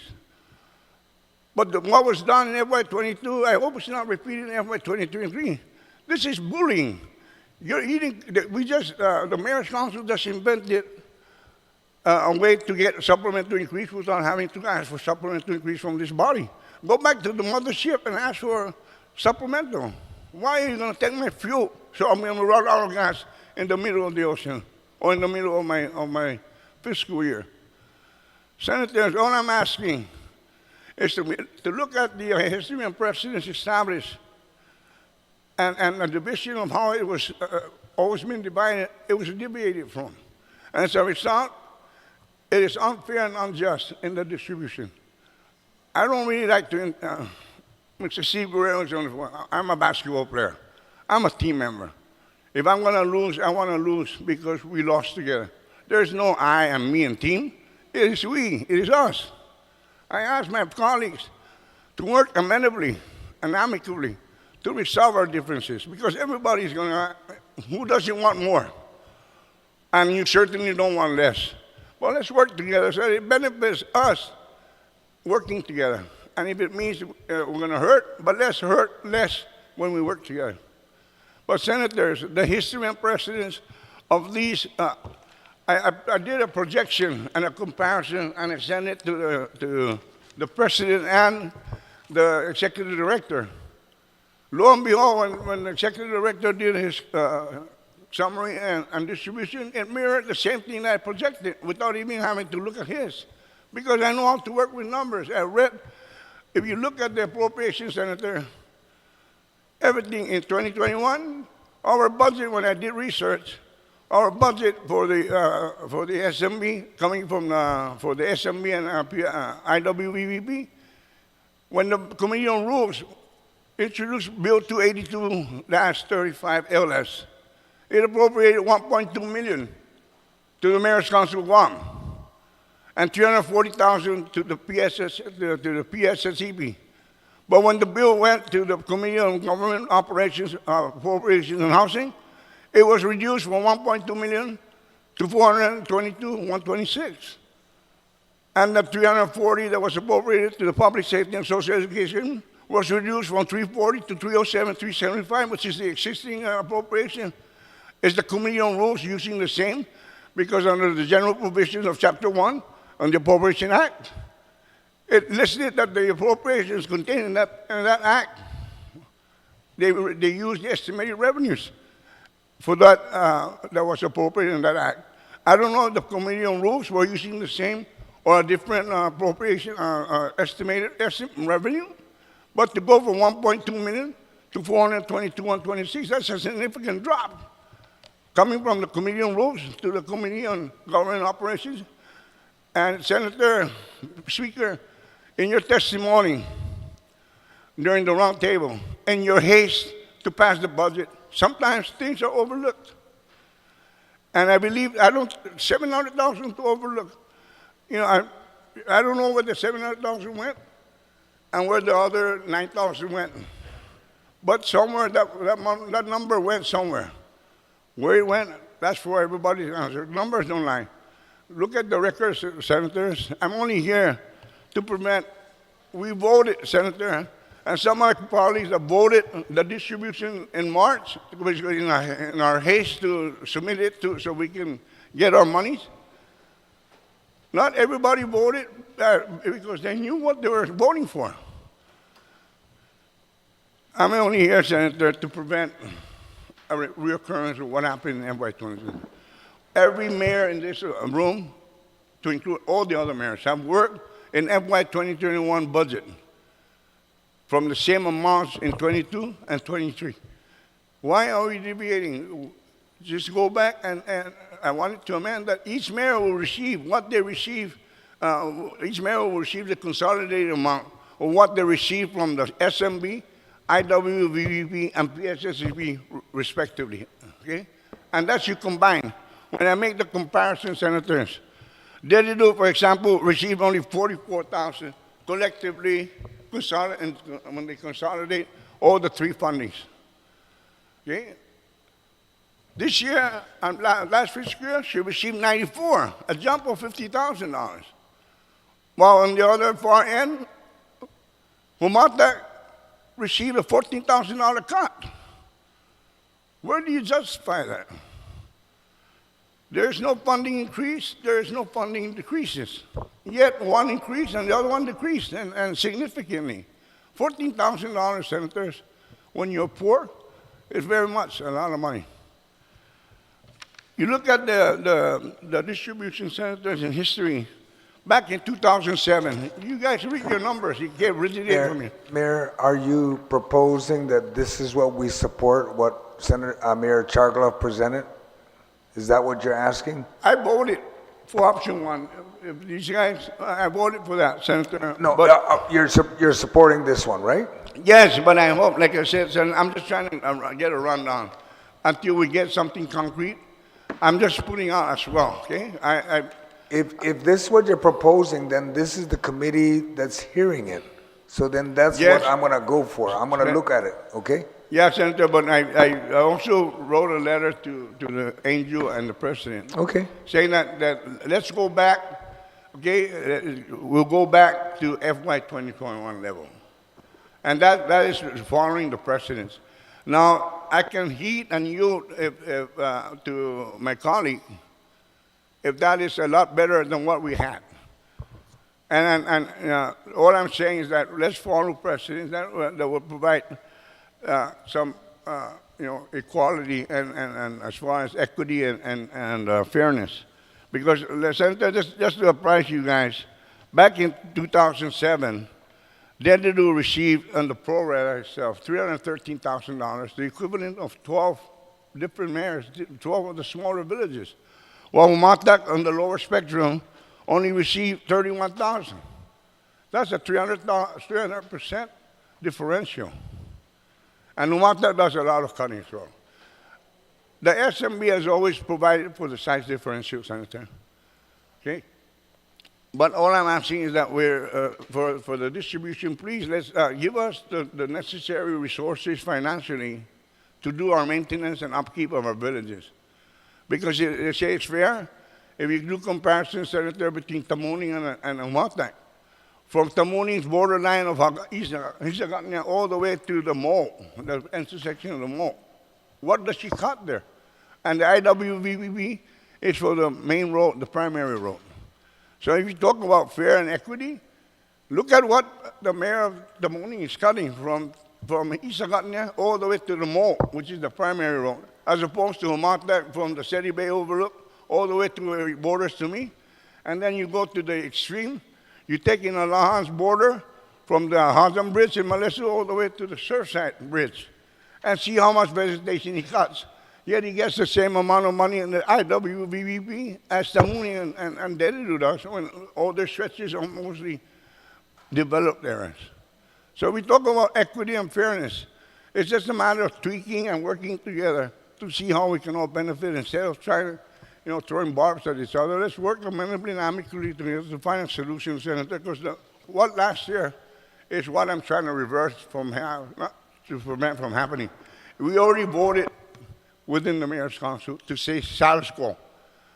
No, Senators, I don't know what the Executive Director submitted, But we voted, we were outvoted, status quo prevailed, meaning they're going to distribute FY 2023 the same way it was distributed in FY 2022. That was the vote. Thank you, Senators. Thank you. I'm done. Okay, the submission was made, your testimony is accepted, okay, Mayor? Now we'll proceed with my colleagues, beginning with Madam Speaker, followed by Senator Tello. Thank you. Thank you to all of the mayors and the executive director for their testimony. Very helpful. I like the presentation style that you separated certain issues out, and so I appreciate that. I'm all for hearing the individual mayors as well, because I think it's nice to hear the development within each village and their plans and exactly how much they intend to accomplish in one fiscal year. So it would just make the hearing longer, but I see no reason why that can't be accommodated as well on top of a central. I'm assuming you still want to have a central council and you still want to make some types of decisions centrally. So, but to hear separately, I support that. Okay, I just want to talk about, and I like the way you formatted your testimony, Mr. Sablan, is very helpful. So, and you've outlined exactly what you need from us, and I think that's very helpful. Can you just clarify? So on between pages 1 and 2, you talk about the employees are unclassified, not entitled to increments. We are therefore very thankful for your approval of the increase in FY22. What do you mean by that? Do you mean that increments were given? In FY22, we did request from the Office of Finance and Budget, just for the same reason that we're talking about here, that they have no increments, to at least for every employee in the mayor's offices in the 19 villages, that we at least increase them $1 following the pay schedule from HR, DOA. And so we looked at those positions, and we looked at the positions established at DOA, and we just measured their salary closest to the dollar, and that was approved on the last budget. And the reason why you're seeing that increase of $1.some million for this fiscal year is basically to continue that. To cover that. Yes. And so that was a classification that you were able to do yourselves, Yes. without DOA, just yourselves? That's correct. It was just a budget. Okay. And in the end, you also talk about, I'm just going to jump ahead since it's the same issue, like on page 12, we talk about number 3, the classifications, and that we seek a fair adjustment to their salaries. We have a lack of position problem, so the establishment of additional positions, like I think the Mayor Chargaloff said, supervisors. Yes, and there are things coming online. I mean, we have statute that says that when a village has a gym, they have additional 3 employees. Well, with all these grants and ARPA money coming in, many of the villages are taking advantage and are constructing gyms and recreational facilities. So they, once that gets online, in order for that facility to be operated, they would need bodies or employees to run it. So at that time, as I just mentioned to Mayor Tony Chargaloff, when his gym is completed, when Melissa's gym is completed, then I would come back and ask for the establishment of those positions. All right, so do you need the legislature to assist in establishment of positions, but not in the increase of pay per position? You were able to do that? Yes. You're not able to establish these positions right now? Well, statute says that when they have a gym, we give them 3 additional. So we have done that without going through establishment. Yes. That's what I thought. Yes. So the positions exist. It's just whether they're applied to each village or not? The positions exist, Okay. but when they have the facility, then we make it possible. All right. Yes. Okay, and then no overtime unless there's a declaration of emergency. Okay, I got that. And no hazardous pay. I think those should be addressed. And when would you say we should allow overtime just at the discretion of each mayor? Or is there a policy that the mayor's council can come up with that precedes the declaration of emergency. You know, your description of what time period should be covered for overtime, right? Should it be discretion of each mayor? I'm afraid that would be difficult to accept at this point. So if you could come up as a council with a policy, Yeah, I think it maybe has we to be could across the consider board that. policy. Okay. Yeah, yeah. And then, before I get to that, I'm going to go to the,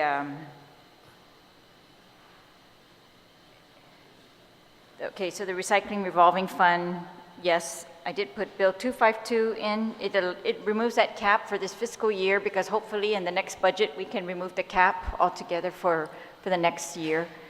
But yeah, that was in February. So I hear your issues on that. And of course, you know, I'm wondering some of those, I know the CLTC, I'm going to talk to them, but I'm wondering if we can amend this to use part of the fund to put up a fence on certain areas, or I don't know if that would solve some of these issues, but it seems to me cheaper, I'm not sure, we'll check, than accumulating those vehicles on those properties.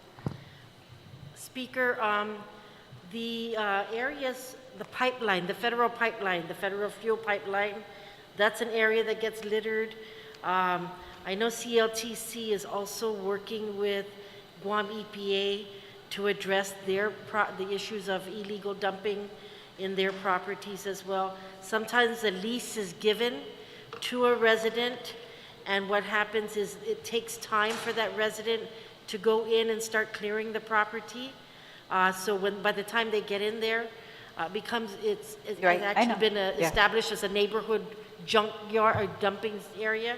So to fence up areas, you know, yes, CLTC properties are of concern with the illegal dumping, but more so the pipeline, the federal fuel lines. Right, and so those are easements owned by the federal government as well, right? And have you had discussions with It's them? a shared easement Yeah. because, you know, Gov Guam also monitors, they have utilities there. In some of the areas, right? But the bulk of them are not, they're federal easements. Have any of you mayors ever identified the owners of the vehicles? I just want to know your success in that regard. Speaker, I've actually called, because we have VIN numbers. When they're out in an open area, sometimes those if the car is burned, it's hard to identify a VIN number. However, we've actually called several, because we had the help of GPD identifying a registered owner. Some we find, and they say that they've sold the car like 10 years ago. However, they don't have a bill of sale anymore, so we've actually forwarded those informations to Guam EPA. However, some we've called and they don't live on Guam. You know, we found out from relatives that this individual doesn't live on Guam anymore, and the vehicle was left. Others have passed away. So there are some successes where we do find the vehicle. As a matter of fact, some people actually call us because they notice a vehicle that was abandoned on the side in somebody's property or on the roadside, and they produce their bill of sale. So they asked what process do they need to go through. Okay, good. I'm hoping that we're as much as possible identifying and forwarding those to EPA and DRT, Revenue and Tax. Yes, Mr. Charter. Mayor. Speaker, the one thing I want to stress out here that I find very bothersome is that the police officers, when they pull over a vehicle for a defective tail light or unregistered or whatever the case may be, they take the license plate with them and they leave the car out there along the shoulder of the road. And so I even told the police officer, after finding out that they were the ones that left the car with the removed plates, I technically should charge them for abandoning that vehicle.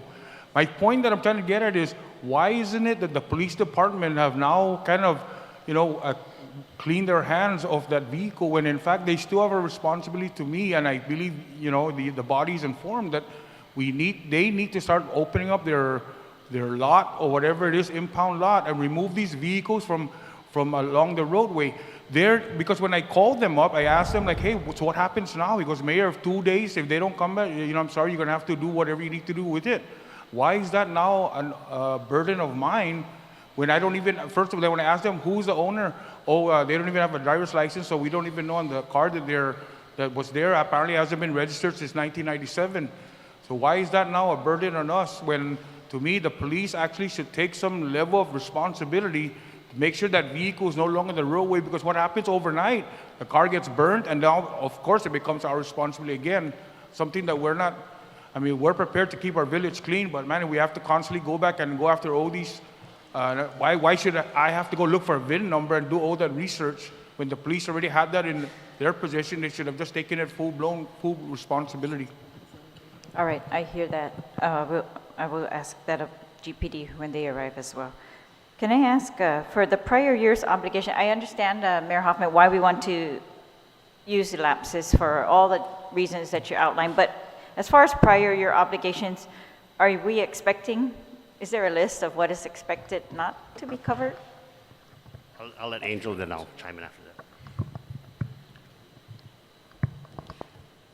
Madam Speaker, you're asking about the amounts that are available for No, prior I just year? want to know prior year obligations. What obligations do you have that you're already anticipating not to cover for FY22?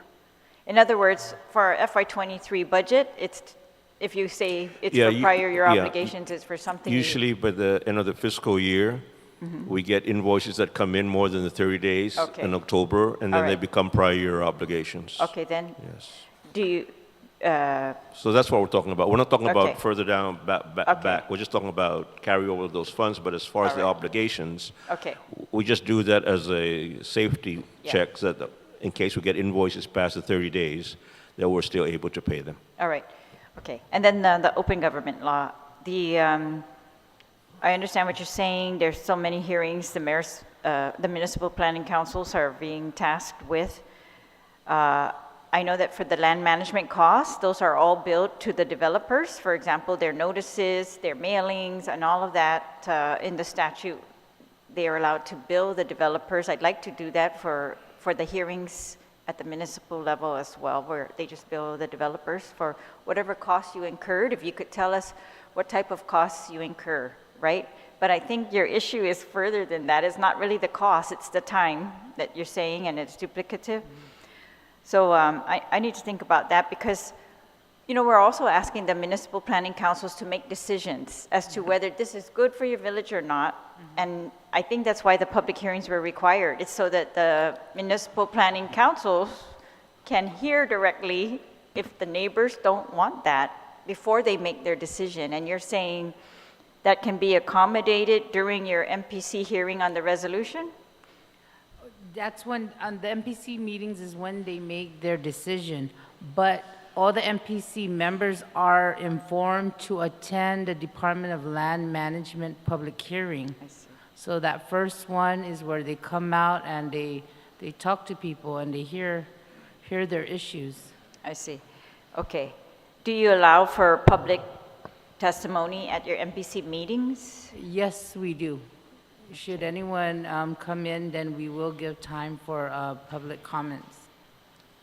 All right. Okay. I'm going to consider that. I'm Madam Speaker? Yes. I think also in terms of talking with the colleagues, it's we either do print or television. There's a lot of, you have to do a lot of these things, and it even allows for radio, and we're saying, how do you do radio? You announce it once in the radio, how does the public really know?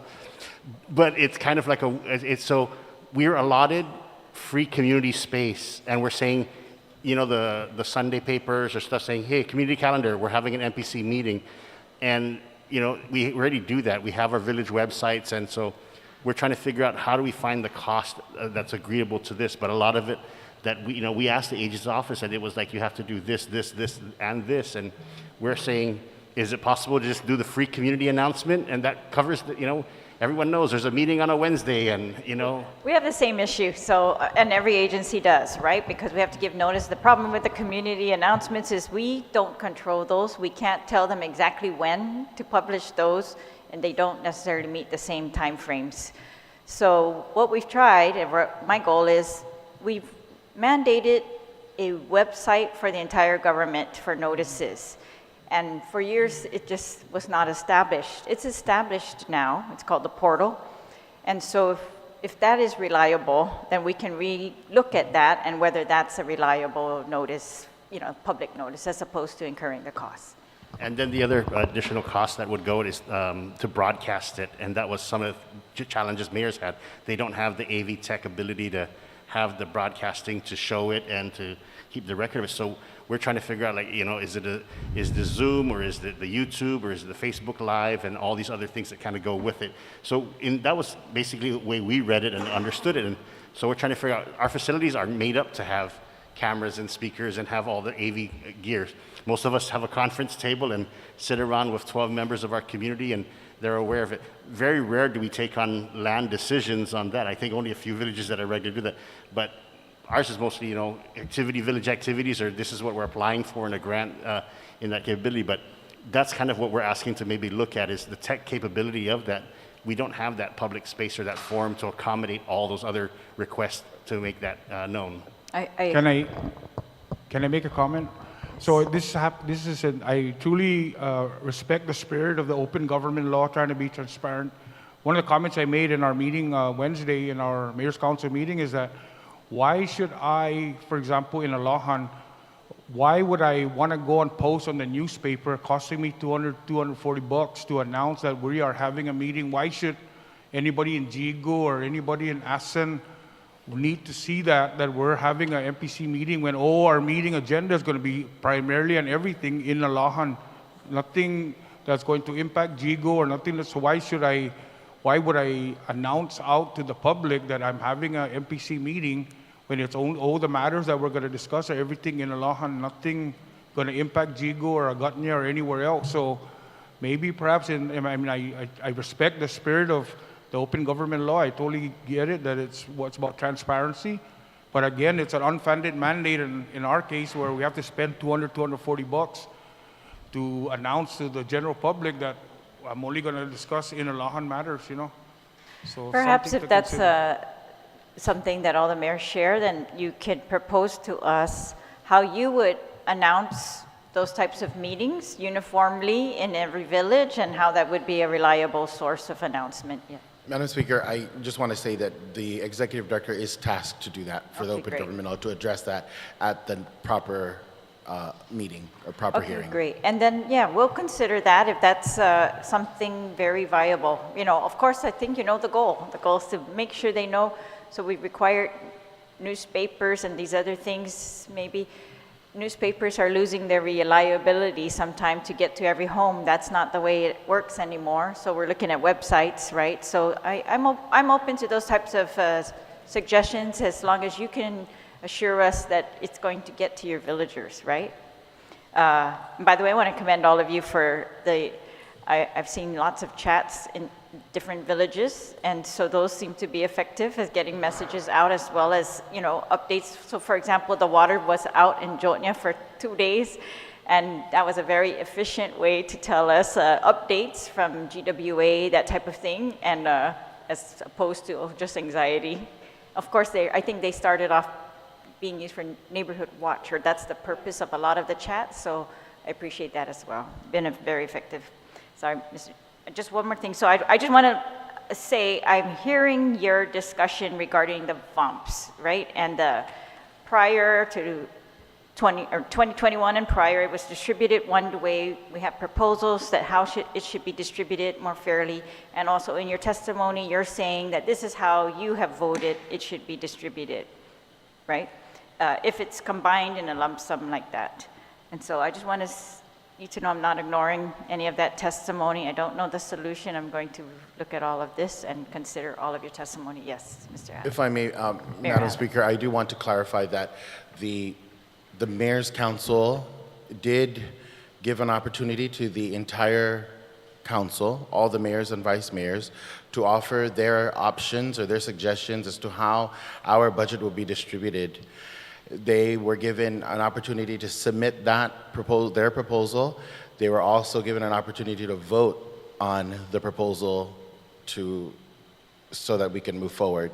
And I would like to say that, for the record, all the mayors and vice mayors present at the meeting voted, and the options that both Mayor Chargalovs speak about were on that, were both options, and none of them, none of them passed. So I just want to say that we have been fair about giving everyone an opportunity to offer their options and to discuss their options. Thank you.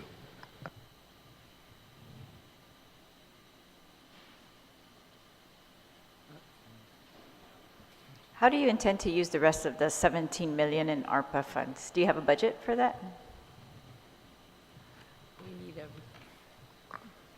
We do have a budget for the first 50% of that 17 million. We have not been in discussions yet with the governor's office about the remaining 50%, but they've assured us that once we've expended at least 80% of the first 50%, then we can come back to the table for the rest of it. So you haven't prepared your own request as to how you would like to spend it? You're waiting for... We have for the first 50%. For the 8.3 million we have, and we can give you a listing, and they've approved that. Okay. The mayors are going to be getting, aside from what I told you from the 4 million that's already been released, they're also going to be getting heavy equipment. There's going to be 3 regions, North, Central, and Southern. It's going to be like 3 backhoes, 3 dump trucks, 3 heavy equipment that can help with the villages. And then each village office would also get their a replacement of their vehicles. And I know the president asked me as to please hurry up with my pickup truck because it got into an accident yesterday and he has no more pickup trucks. And so I gave the option at our last meeting to our mayors, instead of just one 4x4 around $65,000, I give you the option. Either one 4x4 or 2 4x2s or one 4x2 and one sedan. I mean, I don't want to be stuck in just giving them... My question is whether you, as the Mayor's Council, have made a determination of how you would like that money to come to you and for what purposes. Yeah, for the initial one, but not for the... dictated how it would be spent. Not for the other half, not yet. So I know that it hasn't been formal, but what I do want to add to that is initially, before we knew about the total amount, we had discussed, Angel and I had discussed with Senator San Agustin about specific projects that would be addressed each of the 19 villages as opposed to a select few. And so it was my intention to provide whatever money we can to all the 19 villages, regardless of what they were receiving. After we got word that we were going to receive 17 million, it is my understanding that those lists of projects will be used to complete the rest of the other 50%. Now, that hasn't not been communicated to us from Adelup, but I'm assuming that that's what's going to happen, simply because there's no EITC reimbursement, and we don't have to come in and lobby for that money. And so that money was going to be, every mayor submitted their proposal for approximately $500,000. Okay, so that would be available to us if you could send that. We'd like to see. Oh yeah, it. we could share. I think, as a matter of fact, I think that you do have, or Okay. the Office of Finance and Budget does have great. that plan. All right. Thank you. Thank you again to all of you. All right, thank you, Mr. Ali. But also, we make sure we indicate that some of the projects are being fulfilled already without any issues of funding. Senator Tello, you have any questions in the panel? Thank you, Mr. Chair, and good morning to my colleagues, as well as the mayors that are here. And of course, Angel has been the backbone of keeping everyone together, and I totally appreciate your comments during your monthly meeting. Even though I was not able to make it, I did review all your monthly meetings and what's transpiring. And when you were mentioning how each of the mayors that were going to come up and speak today, I thought that was also a great idea, to push for those certain circumstances or situations that you want to be addressed. But there is one thing I have to ask, Mr. Chair. I received the budget here that says 11,569,76, but then the one that was passed out to us today, it's showing 12,979. So this is not the correct one? We have 2 versions here. So I have the one that was given to us by the mayors and actually concurs in their testimony of 11,569,764. But the one that was passed out to us today, Okay, it's different. Senator Tello, what we gave you is what the budget is. I don't know what the mayors are giving you, but what we gave you is what you'd use. Senator, I think the discrepancy is the amount that we're asking for of 11,569,764 covers for personnel and operations.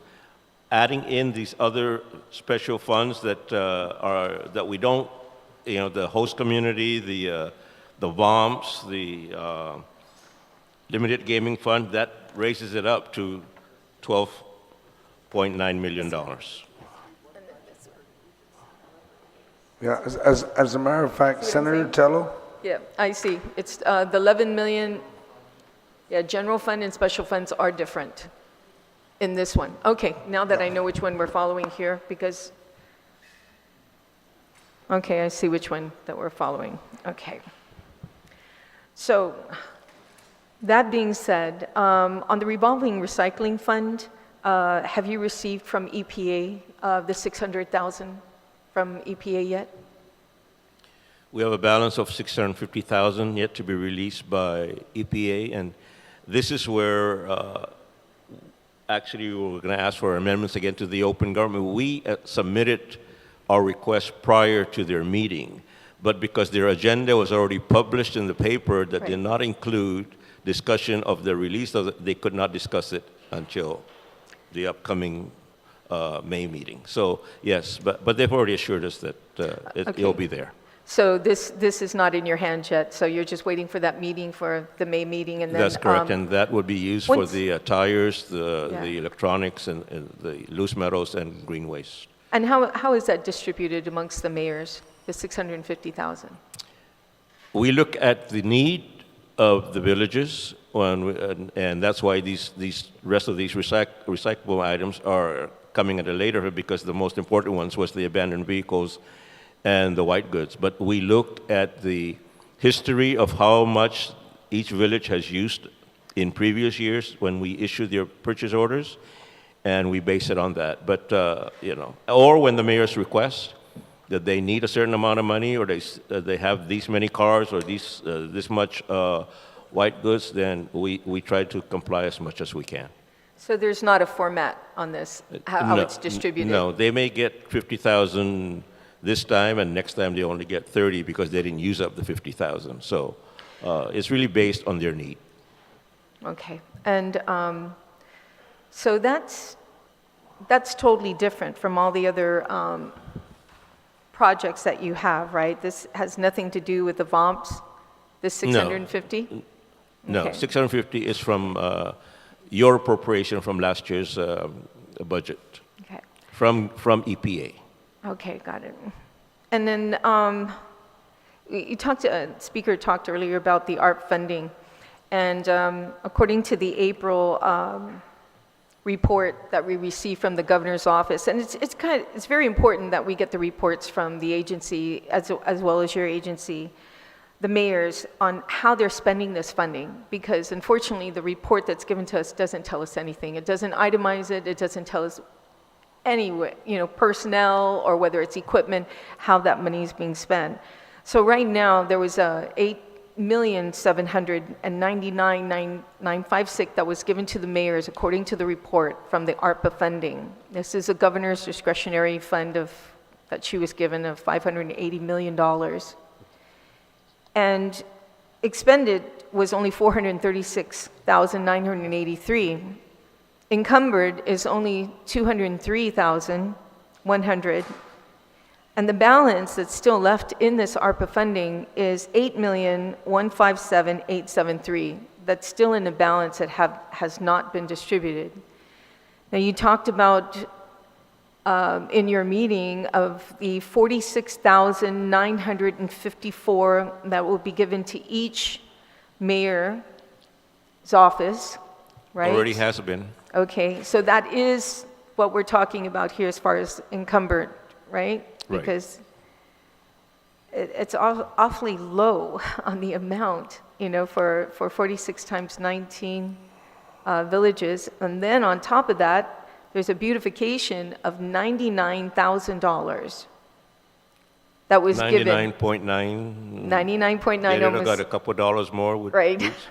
They got, Right. went over 100,000, but yes. Yes, that almost has 100,000.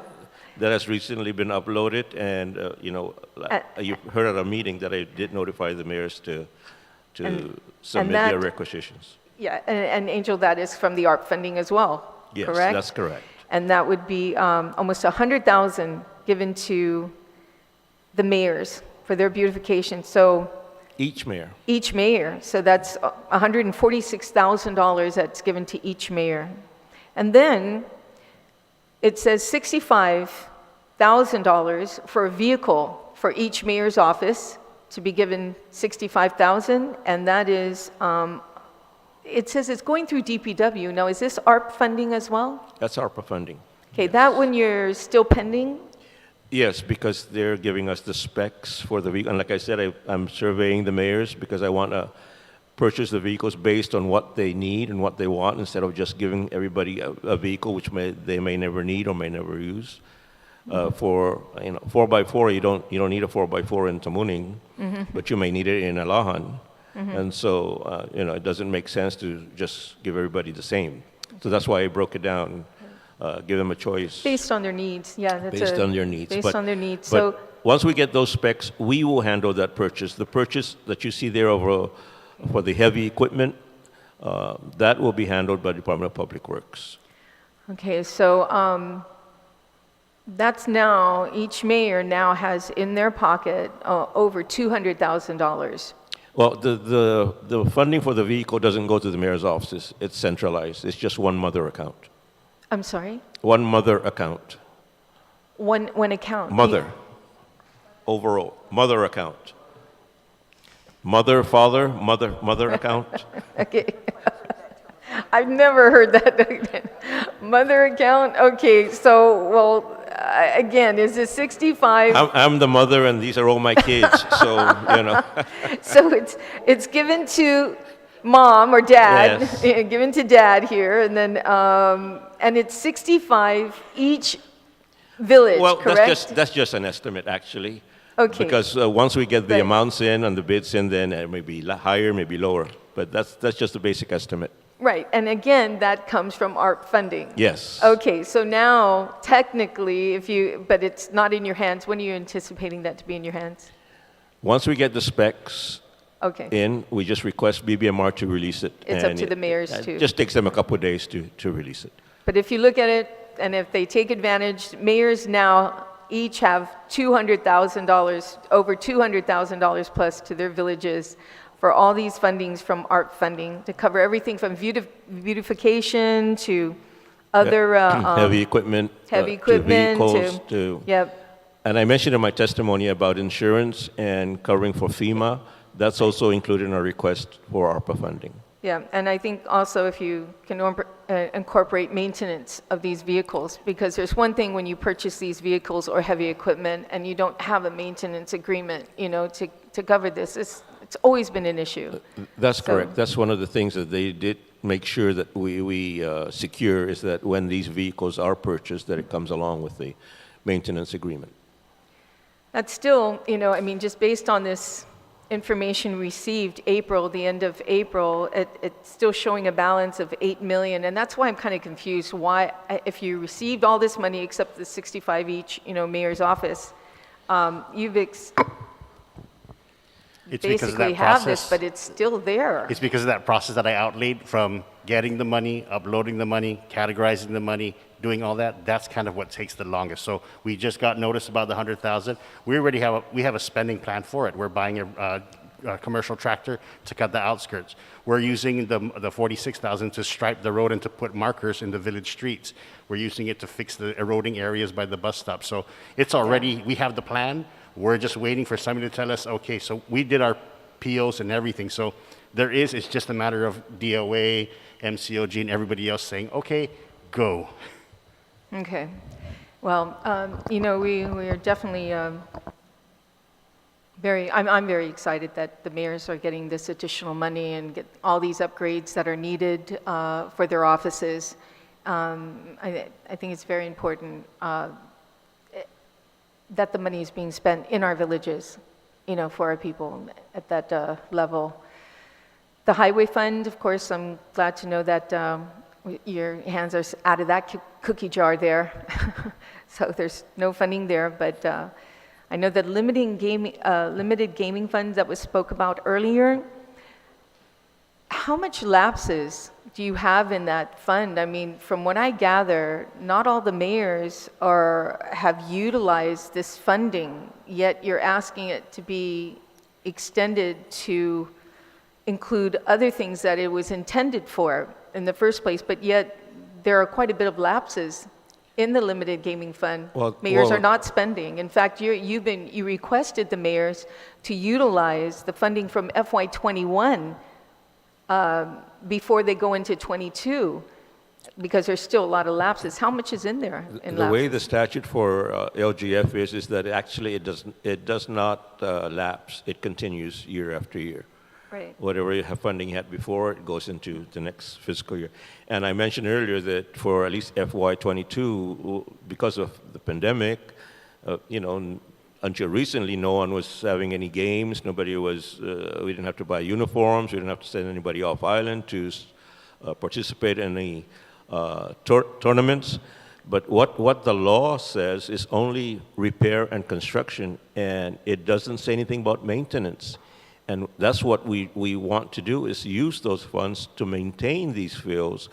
We can't even purchase fuel to cut the grass in these fields because LGF does not allow it. I mean, I know Senator Sanaga says, put on your liberal thinking hat and say, between repair and construction, maybe there's maintenance. And if BJ puts the hammer down and says, Angel, why are you spending? Right. So that's why we wanted it included, Yeah. so that we don't have to go, and argue about maintenance. So once again, how much do you have from what was... As far as LGF, we have over $800,000 still I'm sorry? available. $800,000 still available. $800,000 in Remember, we get limited about gaming fund $400,000 a maintained. year, so Right. the available is about 800. We haven't used most of FY22. Most of the villages still have their 23,000 that we issued out in the beginning of the fiscal year. They haven't used it yet. Whenever there's lapses like that, it just makes me think that then they don't need the money. I mean, if they really needed the money, they'd be in there it's getting not that this we don't need the funding. money, it's the use of the money is restrictive. Okay. And that's well, why we're it sounds- asking for a little flexibility so think- we can use it. Yeah, I think something like this should not be in the budget bill. I think it should be actually, I mean, if there is, just to allow for FY23, but, to make this more into law, concrete, solid, have a public hearing on what exactly you would like to spend limited gaming fund on, what it's And, intended, used for, make an amendment to the current law in a bill format, but putting it in the Yes. budget bill, to That's why we For said longevity. notwithstanding, at least for this fiscal year, for the Yeah. FY23. Okay. And it's only for sports. And so we have dance troops, we have cultural groups, we have Zumba. Some people don't consider those as sports. They only consider baseball and basketball and football as Yeah, absolutely. sports. I don't have a problem with that. I'd like to hear the public hearing. I'd like to hear the comments from the public to ask them, how they feel about Sure. this fund. And I think we should go through a public hearing to do that. But, the intention of the limited gaming fund was set for a reason, and maybe everything changes, Senator. the needs change too as well. Go ahead, Mayor Chargaloff. Yes, at least from my experience, the limited gaming funds, if you have a big project, like my baseball field, my lights have been out for the longest years since my predecessors. So I'm moving the money forward until I'm able to have it combined. And right now, I'm already, fortunately, GPA came and put up all the lights because, I wrote a letter to the Attorney General that I didn't have to go through the procurement process because it's between the government transactions. So all we needed was a memorandum of agreement. But in order for those lights to go up, if I'm going to pay a contractor, I bought unfortunately, one of my residents was able to get donations from various businesses, some of the residents that live in Melissa, and they were able to buy, at the time we purchased the light 5 years ago, you couldn't spend anything over $15,000. So we had to break that. So he and his group purchased half of the lights that are placed already up on the baseball field. And with my money from the LGF, I was able to buy the remaining. That's 36 lights. There's 9 poles, and there's 4 lights, 4 fixtures per pole. So as far as moving the money forward, sometimes the project, this has been a discussion amongst the mayors, that baseball, when your baseball field is not, cut, how can you access the facility when you have overgrowth? So, we need gasoline, we need whips, we need some equipment. So we can get that, because like Angel said, it only allows for repair and construction. And then there's only a certain amount that you can use for sports sponsorship and all those things. I'm not, I don't remember the percentage.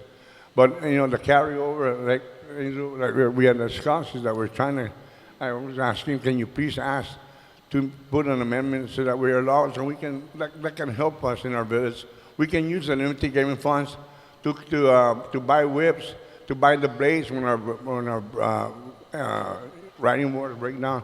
But at least makes it flexible for us to use the funding. And if anything, the carryover, if the mayors have a project, they need to carry that over in order to have sufficient funds to embark on that project. Thank you. Thank you, Mayor Chargaloff. Thank you for that. And I think it is important to have a public hearing on this when it comes to adjusting the current legislation or the current law. I mean, maybe this might be an opportunity to use funds for this for the open government to publish your notices from the paper. Could be from there. Okay. May I? And go ahead, Mayor. And that's the point. You can't do that. And why? And I don't think you should. I don't think you should. I think LGF should be straightforward. LGF, Mayor Chargaloff mentioned he had to save for 3 years because $16,000 you can only use for repair and construction. The other $16,000 is for sports sponsorship. You can't pay for a newspaper ad in LGF. I couldn't buy laundry soap to wash uniforms because laundry soap is not repair and construction. And I'm not going to get mad at Angel because he won't approve my purchase order. But and you can't take an ad out with LGF. And I don't think we should amend the law to allow us to do that. I think LGF should be strictly sports and recreation. Okay, that'd be great. That's During my the only public comment. hearing, I'm sure you're going to testify with regards to that. Other than that, the ESF funding, now that's a grant that's from, I guess all the mayors need to come together to fill out the grant opportunity. And how much is in there for the mayors? The mayors were given opportunities to submit their proposals, so not all the 19 mayors submitted a proposal to the governor's office. I don't remember how many, but you had to submit a proposal, and then the proposal was reviewed by the governor's office, and then we were given the. Is there a grant cap award. on that, Mayor Alec? There was no cap, no. Okay, so you guys can go after how much money that? Well, you need to submit a proposal for your after-school and your summer school program, and it was based on your program needs that the Guam State Clearinghouse awarded the grant. There's already been an awarded amount. It's $3,155,019, and it varies through the villages that did apply. I mean, Inalahan probably got the biggest chunk because he's using that to renovate the old Inalahan Elementary. And then Sinahanya and Derido. It's a lot of repair work and or fixing the gyms, and So there's also a after-school program that 10 of the villages did apply for and were granted, and that's at $60,000 each. And the rest of the money, they're purchasing sports equipment and things like that. But we also have the entire list of what has been approved under ESF, and we can make that available to you. Okay, that would be very helpful as well. That's like 3.1 million, you said? 3.1. Oh, yes. 3.1 million. And then the 17 million that you spoke about earlier, the 17 million coming from the governor again, is that different from the That's 8 the million? ARPA. Okay, and that's the ARP again, right? Yes, So on that's the top- total ARPA that we are going to receive. That's the total. Okay, is that in 17 million plus the 8 million, 8,700,000? No, that's the initial, the initial release, the commitment, 8 million. We've already identified what those funds are going to be used for. Okay, the 8 million, and then you're getting Then the another other- 17. No, the other 8 million after Okay, that, it's to a- total, okay. to total 17. Total 17. Yeah, and you know, we have 6 years to use this. Okay. So, 6 years. yes. Okay. Thank you so much for that. And the last question I have is, in the budget bill, there's a section here that calls the President's Contingency Fund, $20,000. In your budget, is that under miscellaneous, that amount under miscellaneous for $20,000 for contingency fund? And then I believe there's a $20,000 for $20,000 for the mayor's fee or Association of association mayors. yeah. So is that where that is miscellaneous?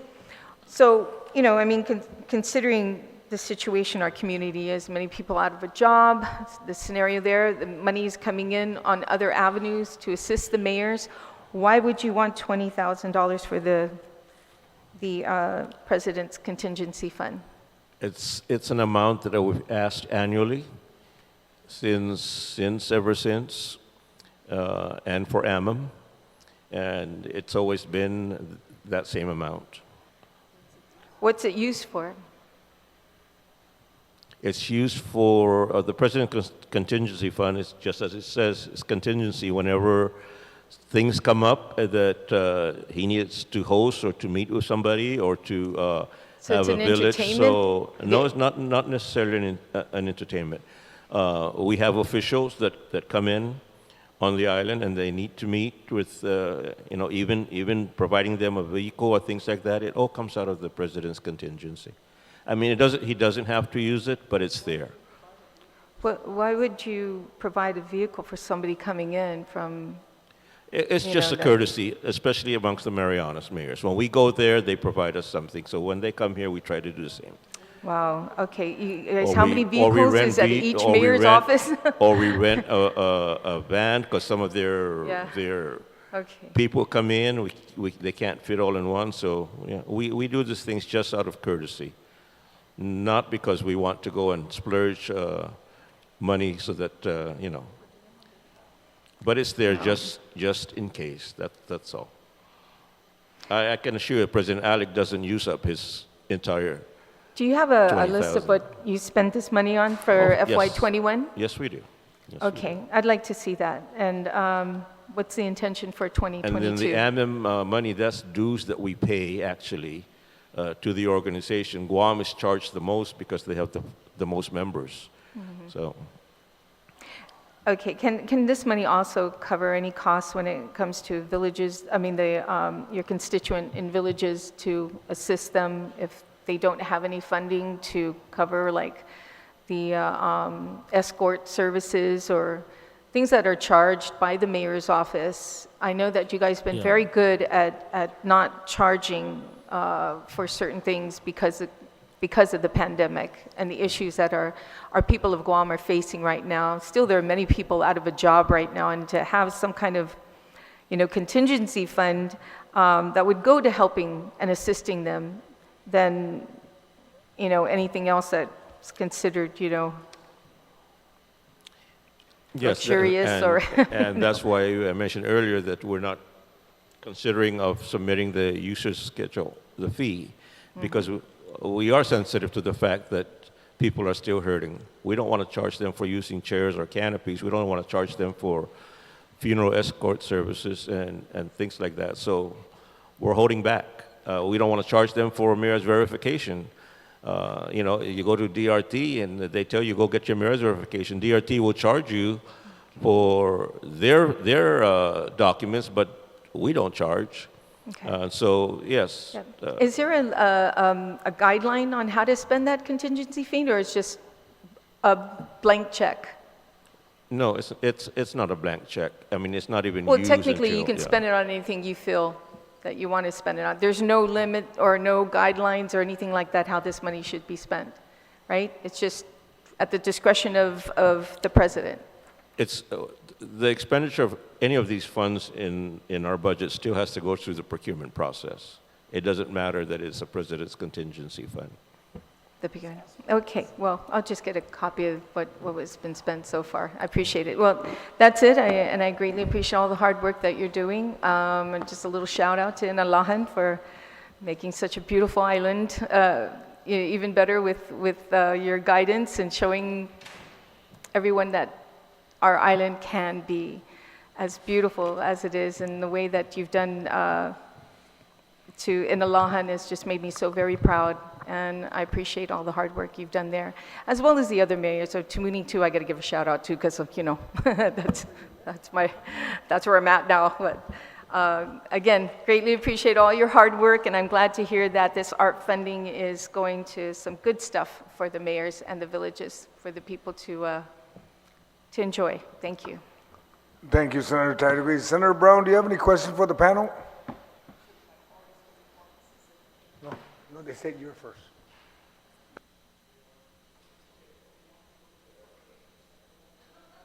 Now I'm wondering why they want me to go first. That's dangerous. Certainly also appreciate the time all of our mayors that are here have come to provide testimony with regards to your budget.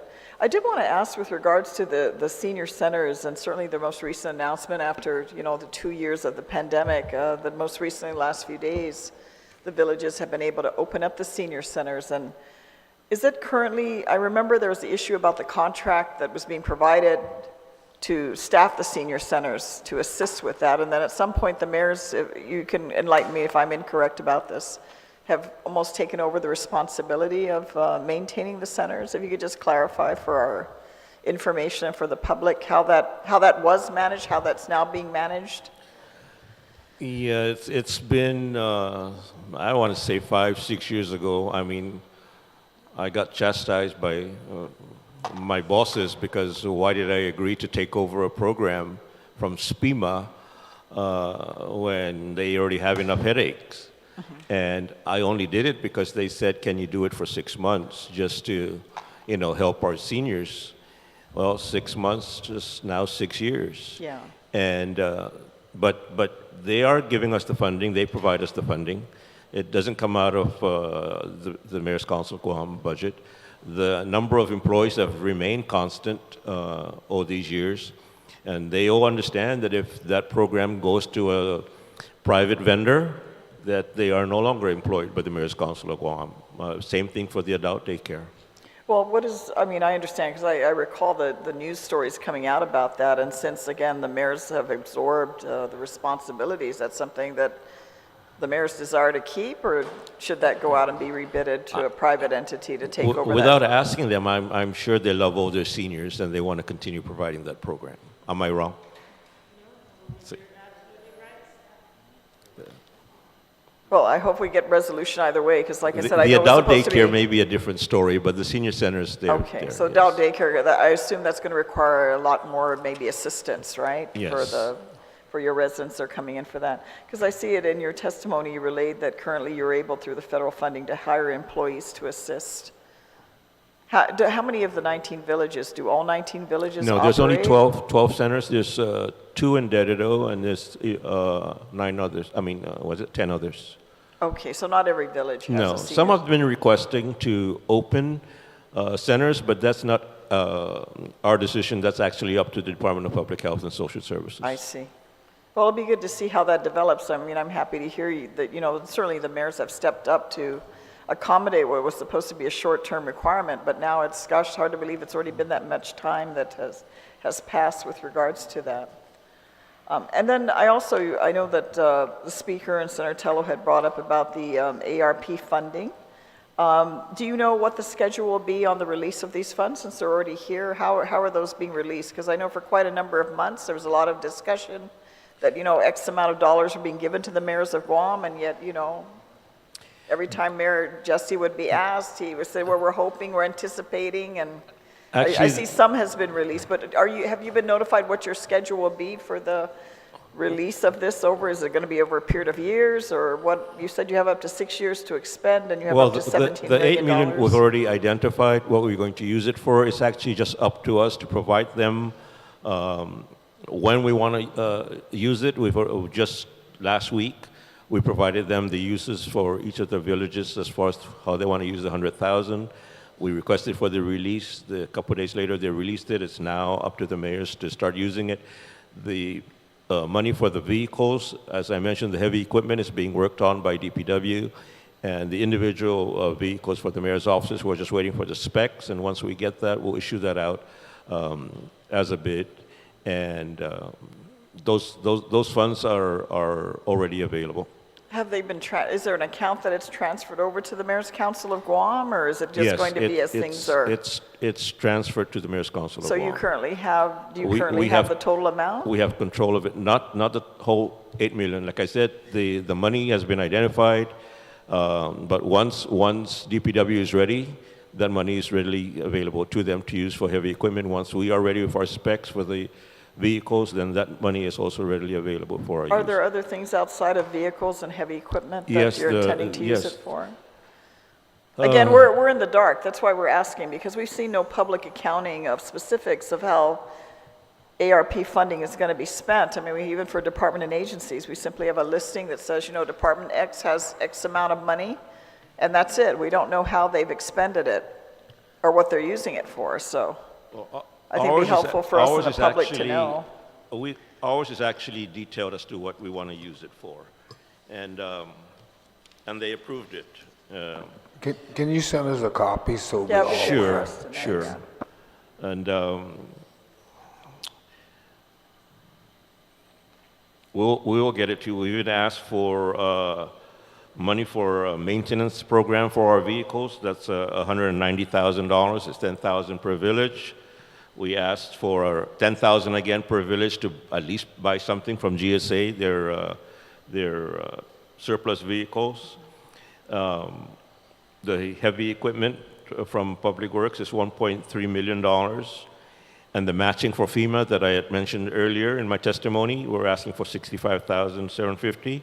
They've approved that.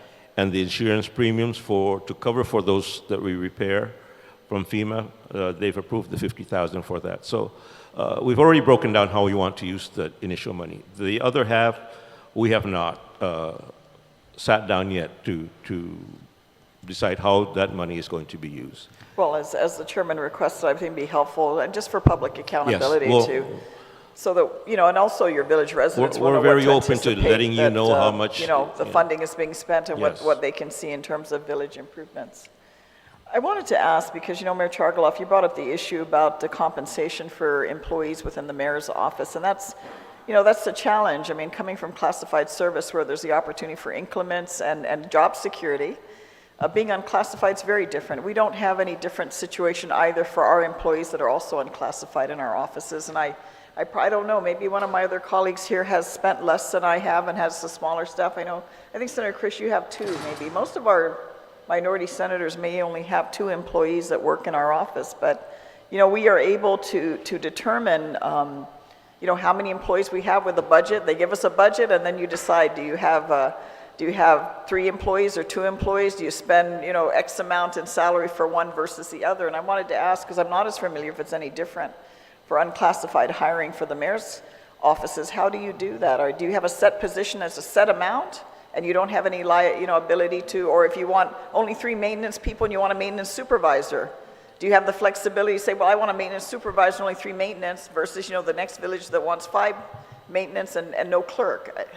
Do you have the flexibility to do that, so that, because we only have a set amount, we don't have the luxury of everything at our disposal here either. So is that a flexibility you have or not? I mean, is it set the amount? If I hire a maintenance worker, I have to pay it at this amount? No, we base the employment of our staff on what we receive from the budget. Yes, there is flexibility. I mean, you don't have to have 5 maintenance workers. You can have 3 and then give them a higher salary based on the fact that you're not using the 2 positions. But, if you have an AA and you want to give them a higher salary, then do you do away with your clerk? They do have that flexibility. Well, I just wanted to clarify that because we are also in the same situation. I mean, unless you want to classify your staff and then you're stuck with your previous mayors, who they hired. That's the plus and minus of having unclassified employees. And then you also get to choose. You get to determine who you hire versus having to go through the competitive hiring process. So, there's pluses and minuses. I mean, if someone has stayed in a position for 30 years and they've chosen to, what do I do with that if they're an unclassified employee? We don't have any special privileges, and we certainly in the legislature more than likely will not see a pay increase. And any attempt to do so obviously has always faltered. We go back to the salary of the 1980s.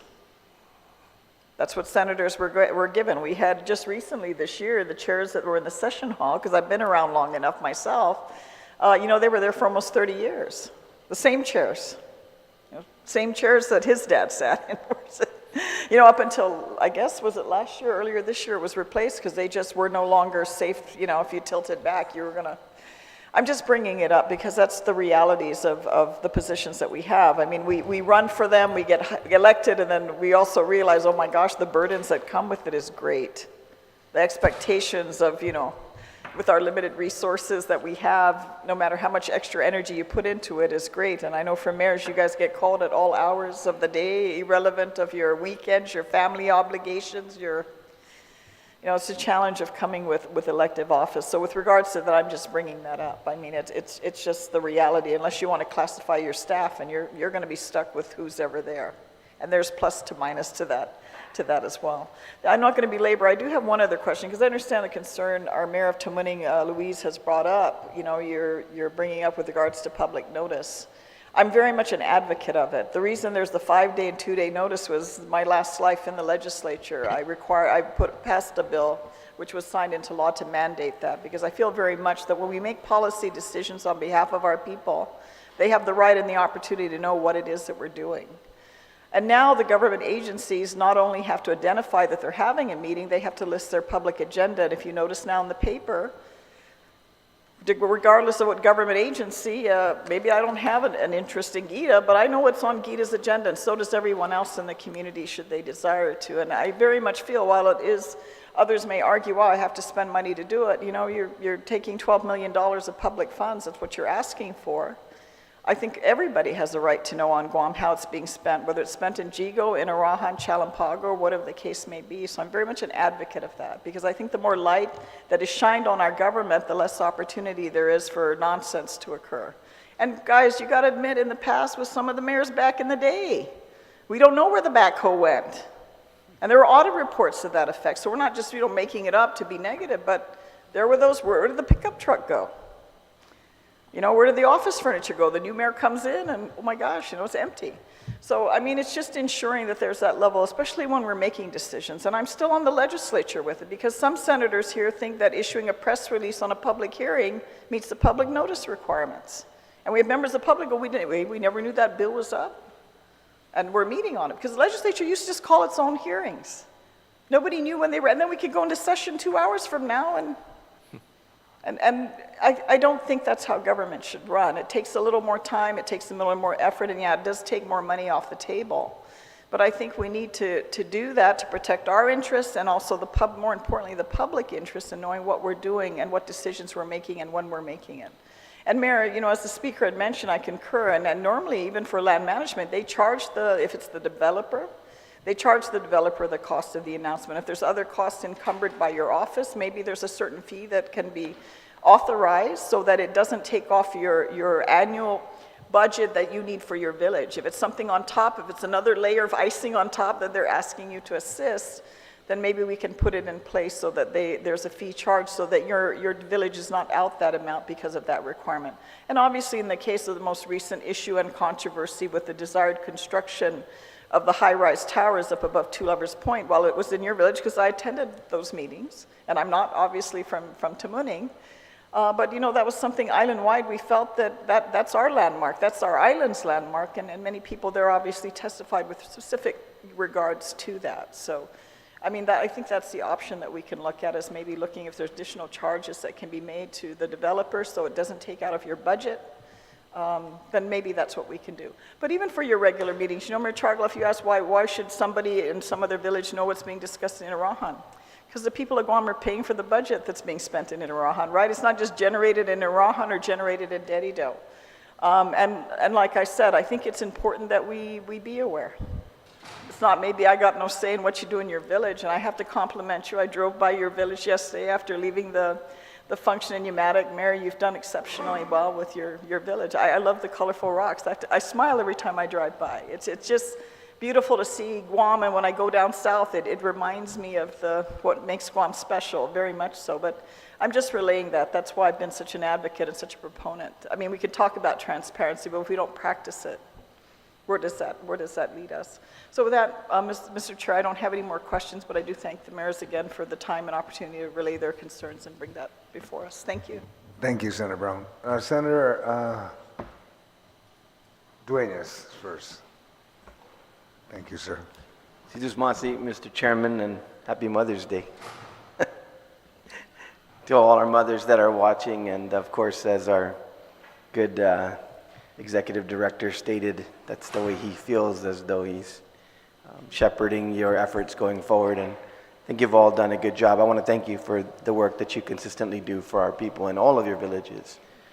Sincerely from myself. I only have two observations because my colleagues have asked a lot of great detailed questions. You know, Mayor Jesse, as Mr. President, as the author of the Limited Gaming Fund, I certainly understand some of the challenges, but I do concur that the reason why this bill was written and the public law, as it became public law, was written to be relatively strict is because it was designed to make sure that we enhance the sports facilities within, you know, the various villages, and that's the intent, and we'd like to keep it that way. But I think you're on to something in terms of maybe the ability to look at a percentage basis. You know, instead of a blanket notwithstanding, maybe we go to look at a percentage outside of what it's currently, you know, set up for. But I think we can work on that with the chairman. I do think if we're going to make changes, we may consider, if it's not budget year to budget year, it would be better off in statute. And as Mayor Chargloff mentioned, Mayor Ernest, is, you know, the idea also when the bill was proposed was to allow for capital improvement, and either as a dedicated funding source that has a consistency over the years to use as a debt service, maybe for some larger projects, or an accumulation, so that you can get some of your bigger projects done. But I just wanted to mention that to you and see what you might observe in that. Thank you for agreeing to keep it, you know, in the spirit of the law. I do appreciate that, and I think it would be best that way. It is, a certain percentage is allocated for sports sponsorship only, and then the other percentage is for repair and construction. So there is truly a separation. The request is just to expand it a little more to allow for truly the dance groups, for us to pay for the dance group sponsorship and for the Zumba that we all have and Mixed Fit, because they all use the same facilities, right? They use our basketball courts, they use our parks, they use our gyms, and allowing us to also pay for the maintenance of those places with purchasing bush cutters, fuel, and maintenance equipment and supplies. That's all. Mayor Jesse, maybe what I'll ask then, and I'll work with the chairman, because I think as far as basically the view of the lump sum, it's a reasonable proposal at this point. We'll see what comes out when the committee's done. But maybe if you can go back to the council, and when you do the notwithstanding, maybe specify the areas. Okay. Because that will make, I think that'll make us feel better, because I do agree with you. I know that looking at Tamuning, I mean, there's a lot of people now that are using the circle, you know, the roundabout, and there is a lot of people, and I know the mayor's office too. I mean, the dancing and everything else, I mean, it really is a big deal. And you're right, after COVID and everything else, people are really getting into this, and I agree that those sponsorships and the like are equal too in terms of community health and everything else. So I do see that. And if I can just add on, and yes, there's a large balance, because the last 2 years we couldn't come out, we couldn't pay for those things. I mean, we've had, for PD as an example, the baseball teams and the softball teams didn't fly out. So we couldn't give them their thousands of dollars sponsorships. Our football, we have a football organization in the village, and they didn't play. They're just starting to play now. So now you'll see this quarter, you'll see money moving out of the limited gaming fund. Yeah, so and maybe we can do it as a notwithstanding provision because it would just be for this fiscal year, and then if we did it in miscellaneous, appropriations, then what we could do is just detail it based on the council's request, and I think that's fair, and it will be just subject to this fiscal year, and it makes sense since you've got that accumulation over time. Just one more observation, Mayor Luis. I concur with Senator Brown and the discussion on the issue.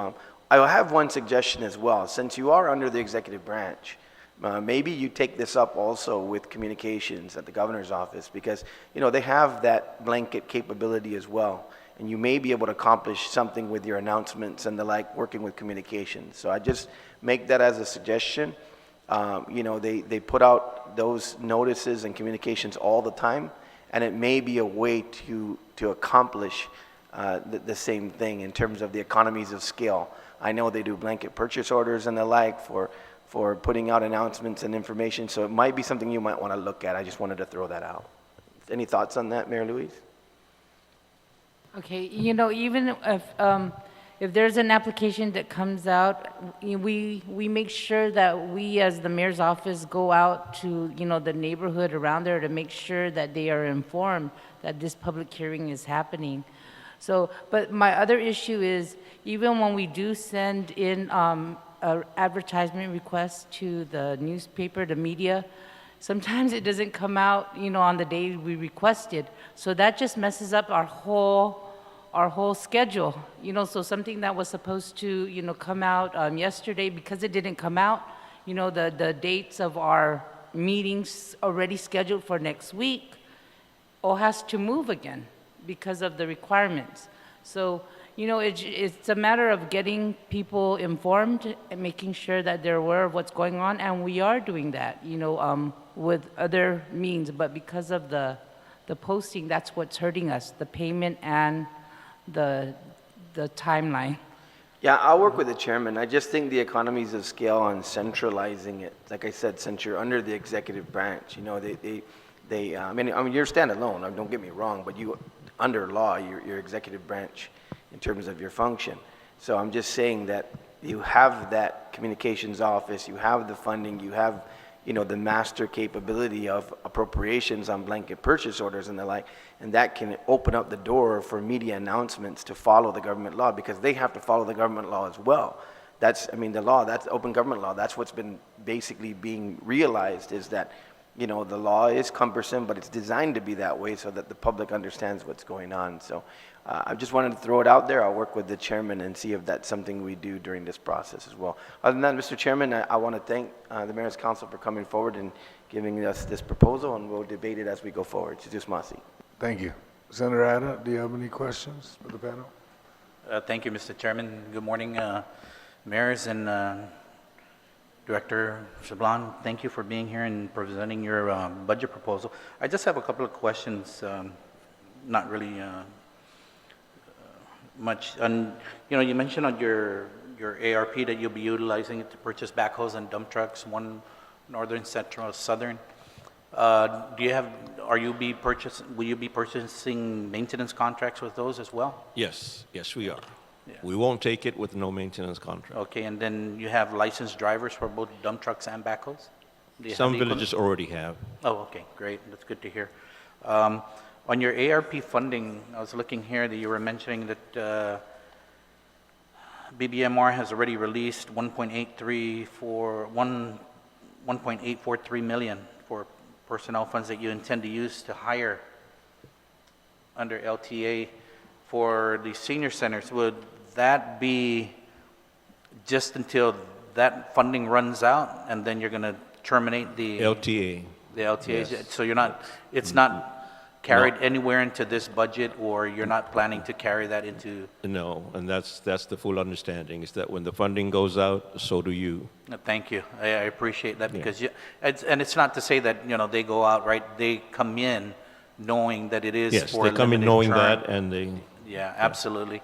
Yes. Yeah, because we don't want this anomaly of 1.8 million to be now carried on into the general fund of 1.8 million. Okay. And then the other concern I had is that, I was looking at over the reporting period for April 30 from on the ARP funding, and you only got 8.799 million. And on your testimony here, you said that they committed close to 18 million. So my question is, where's the other $10 million going to come from? Being that as of April 30, they have already allocated $578,712,689. So where's the other 10 million, approximately 10 million, going to come from if they committed 18 million from ARP funding? That's a concern, because when I'm looking at the report here, GVB, for example, they got their full allocation of $20 million that was committed to them, and everyone else that what it was committed to them seems to already gotten their full allocation. But you guys are saying you got 18 million, but it was only allocated 8.9 million. Correct. So the balance is going to be given to us, we are thinking, by fiscal 24, fiscal year 24. But from what funding source? ARPA, it's all ARPA. I don't know exactly where. Yeah, but this is the reporting period already for April 30 from ARPA. Mm-hmm. They're already at $578 million, and I'm not sure if they're going to be getting any additional appropriation for ARPA, So any additional money from ARPA. I can't answer to how the administration is going to give it to us. I can only say that they've confirmed that the balance will be given to us. I see. Yeah, it's always that saying, right? Trust but verify. So I trust what they say, but you better go verify it, because you don't want. And that's the concern. There is that we don't want you guys to be having these making commitments to the community or to your constituents, knowing or on a gracious commitment from the administration that they're going to give you an additional $10 million, but it's nowhere in the allocation reporting that they have here. It's only 8.9 million that is reported. So I'm concerned about that additional $10 million. And so what is going to happen should not that $10 million not come through? Where or what programs that you guys have planned, what's going to be affected? What's going to be the one that's affected by it? So, like I mentioned earlier, I believe it was the speaker's question. We did submit a plan for all the 19 villages, and that was a plan, should we receive any additional funding, should we have received $500,000 per village, and that's what we were fighting for. That plan, through Senator San Agustin, did not go through because we were committed by the administration to receive up 17, I don't even know the exact amount, 17 or 18 million, close to 18 million. And that's why I am assuming that balance is going to cover that list of plans that came from the 19 villages. Simply because I know that we've had that communication with Adelup and with Senator San Agustin, and that same list was going around. That was the same list that we were discussing.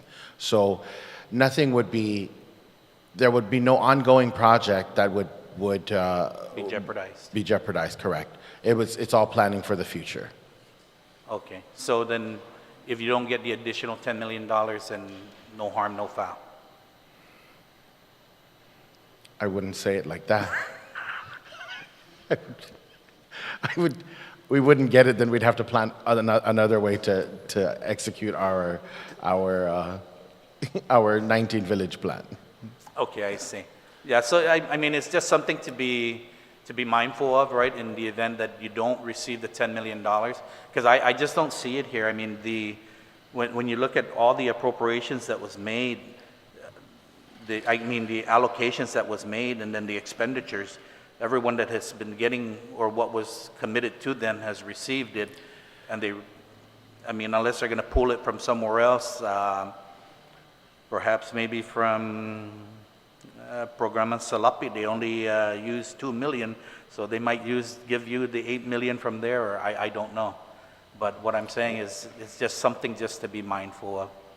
Well, and I'm just, you know, I know this is an official public hearing, but I guess I can say it, that it is Christmas all year.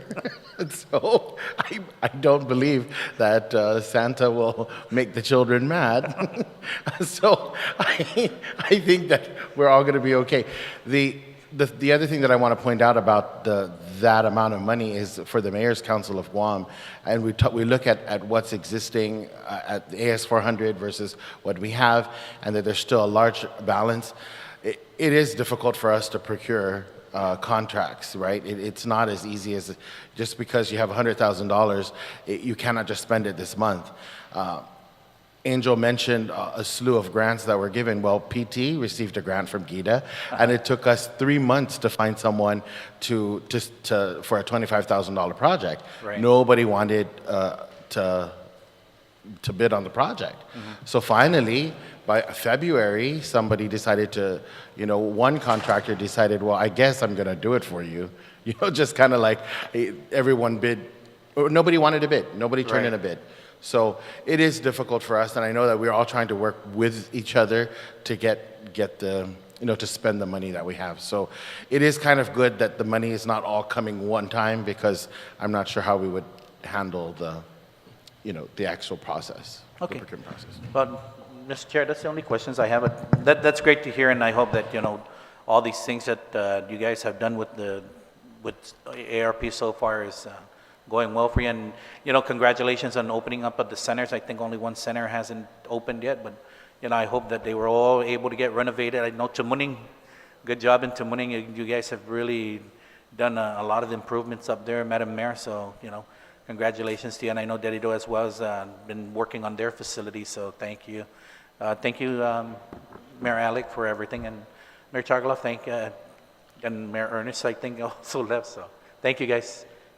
Thank you, Senator Hanna. Senator Parrish, do you have any questions for the panel? Yes, thank you, Mr. Chair, and good morning, almost good afternoon to the mayors here that have come to present. And I really appreciate the thoughtfulness that went behind it, and it's actually very up to date to even include the opening of the senior centers. I think, you know, as we all know, the mayors are the frontliners in our community. The needs are great, but just judging from your presentation, you have been very resourceful in especially when in creating these partnerships. And I just want to share that it was great to be a part of that Atentano event in PD. It was such a beautiful event, and I see a lot of positive things happening in your different villages. When I travel down or up in the different villages, it's really nice to see the progress, and I commend you for that, and thank you for that. So really, really, really deeply grateful. Just a couple of things that maybe follow-up questions that my colleagues were asking. So in regards, first of all, your budget is very modest, if not bare bones. So I do appreciate how you itemize things. And I see, a lot of that has to do with the personnel costs due to the unclassified positions. And so I think, we're open to any suggestions that you have in regards to, perhaps addressing those disparities, I guess, within our own government, right? We see high-paid positions to very low-paid positions. And that's something that I really would like to address, and, definitely my door is open. So a couple of things I've noticed, maybe with do you guys have a grant writer position? Because I think this is something that could be really useful for the Mayor's Council. And, there's so much resources within the government. It's just a matter of really kind of connecting with them. One of them is BSP, Bureau of Statistics and Plans, and they deal with a lot of grants. And if there's a way to connect with that agency, and I noticed your ASO position is vacant. Is that the case? And perhaps if you hire somebody in that position, maybe look for somebody who has that expertise too. Senator, thank you for that question. Actually, I want to say 2017, 2018, 2019, we did ask for a grant writer position. It was never funded, so I quit asking. But but the ASO, that position actually is being processed right now. It's just an in-house for somebody that's been with us for over 30 years. And so we just feel that she deserves that move up.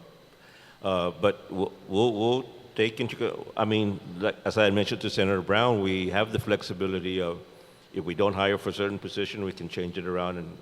And so in my office, they're all classified except for me. So it's very hard to change any position in my office unless it's created, unless I go out to the unclassified in the different villages. But talking about grant writing, I know that we've been making use of people from GITA. Mayor Hoffman actually has been working with GURA, working with GITA, working with Guam State Clearinghouse in making sure that if there are any opportunities out there, that the mayors are told about it, and that we try as much as we can to submit our applications. Great. So yeah, the other thing is the infrastructure bill. Have you tapped into that? Any potential funding, especially for capital improvement projects? Is that something that's on your radar? We have not been notified on the infrastructure bill. We haven't even met yet with Tyrone, but we do have infrastructure that's being funded by the Education Stabilization Fund. As I mentioned earlier, the former Inalahan Elementary School is going to be renovated using those funds, and some of the recreational facilities that we have around the island they're going to be upgraded using the ESF. And so as far as it coming from the infrastructure funding, we have not yet been notified if there's any coming to our way. And then also earlier, you were talking about, the junkyards in our different villages, and I was paying close attention to that. So I'll definitely follow up with, the mayor's council in regards to that, and EPA. So I'll definitely be reaching out to you. The other thing is, I have a hearing coming up for zero waste, and I do want to encourage you to take a look at the bill and how that could address some of the abandoned vehicles, the picking up of those abandoned vehicles. It can help address that. I know there's a bill to kind of release the caps on procurement, but I think there's another option potentially in that bill to help expedite that process. And just maybe one more thing, if I can, talk about the proposal by Mayor Chargaloff. Yeah, so I think it's very interesting that, you're shifting it from miles to population. And perhaps I may have said this in another hearing, but maybe there's a third option where you can, look at hybridizing not just miles, but population, because, obviously you want to address the needs, right? And, how much a mayor has to drive to get out to, a residence or a location in their jurisdiction, might have some weight too, in addition to how many people are calling in, requesting service. So maybe, engaging, a UOG mathematician to kind of figure out or help kind of fine tune, what is a good formula that is most reflective of the needs of the different mayor's offices. I think it might be good to kind of, bring that, because I think there seems to be differences, right? There's not a consensus from what I understand. Yes, that is correct, and I was just going to tell Angel, but that's a great suggestion. UOG is a very good partner. They love to volunteer their services, especially with their master's cohort, and I think this is a great project for their public administration cohort. And as a matter of fact, I'm meeting with one of their professors next week, and thank you. That is a great idea. And I just want to say that the grant writing position, or grant writer position, is so much more important these days, because yes, Mayor Hoffman has been instrumental in securing a lot of his own grants as well, but there's so many opportunities for everyone else. And if they don't have the resources or if they don't have the know-how, then they're just not going to get it. And we can't just simply rely on Angel to do it all. So I'm glad that you will consider that. I think in the future, for perhaps in fiscal 24, we will bring that up, and we will have more conversations with the chair at that time. Thank you, Senator. Thank you. Just one more question, sorry. Sure. I almost forgot. So the $66,000 that's needed for the FEMA cost share, is that in this current budget request? No, Senator, it's something that you requested from ARPA, which the governor's office has approved. Okay, just to clarify, because if that's what's needed to be appropriated, now's the time.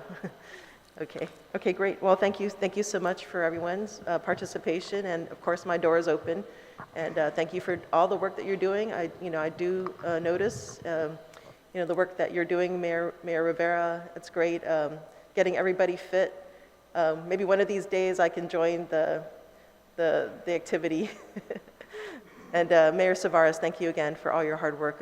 I know that it's very, very trying, considering the public health, public safety issues up there, and of course all the white goods and junk vehicles. Definitely I'm here as a partner. So do as Masi. Thank you, Senator Perez. And Mr. President, use your president money to pay you for your study. But anyway, and we'll just move along. But I'll be working with the council. Provide us the input in writing, and then we'll see what we can do. Because unfortunately, when my cuñado Ernest Chargloff left, all of the mayors are my favorite. So come on, Ambile, uno si Bernu, si the other Chargloff, come on. Everybody's a favorite to every senator. There's no unfavorite here. Everybody's a favorite. We just need to figure out what is reasonable that the people of Guam will tolerate. Okay, and we'll just work with it. Okay, and with that, the committee will conclude the budget hearing with the Mayor's Council of Guam. The committee will continue to receive testimony. Please address your written testimony to the Committee on General Government Operations, Appropriations, and Housing, and submit it via email to Senator Joe S. Agustin@gmail.com or to my office located at Rand-Care Building, 2nd floor, Suite 3, South Marine Corps Drive, Tamuning, Guam. Since Masi for your attendance and participating in today's hearing. And for those at home, thank you for watching. The budget hearing on Bill 276-36 UR relative to the Mayor's Council of Guam is now adjourned. It is 12:02. Please have a nice day and enjoy lunch. Take care.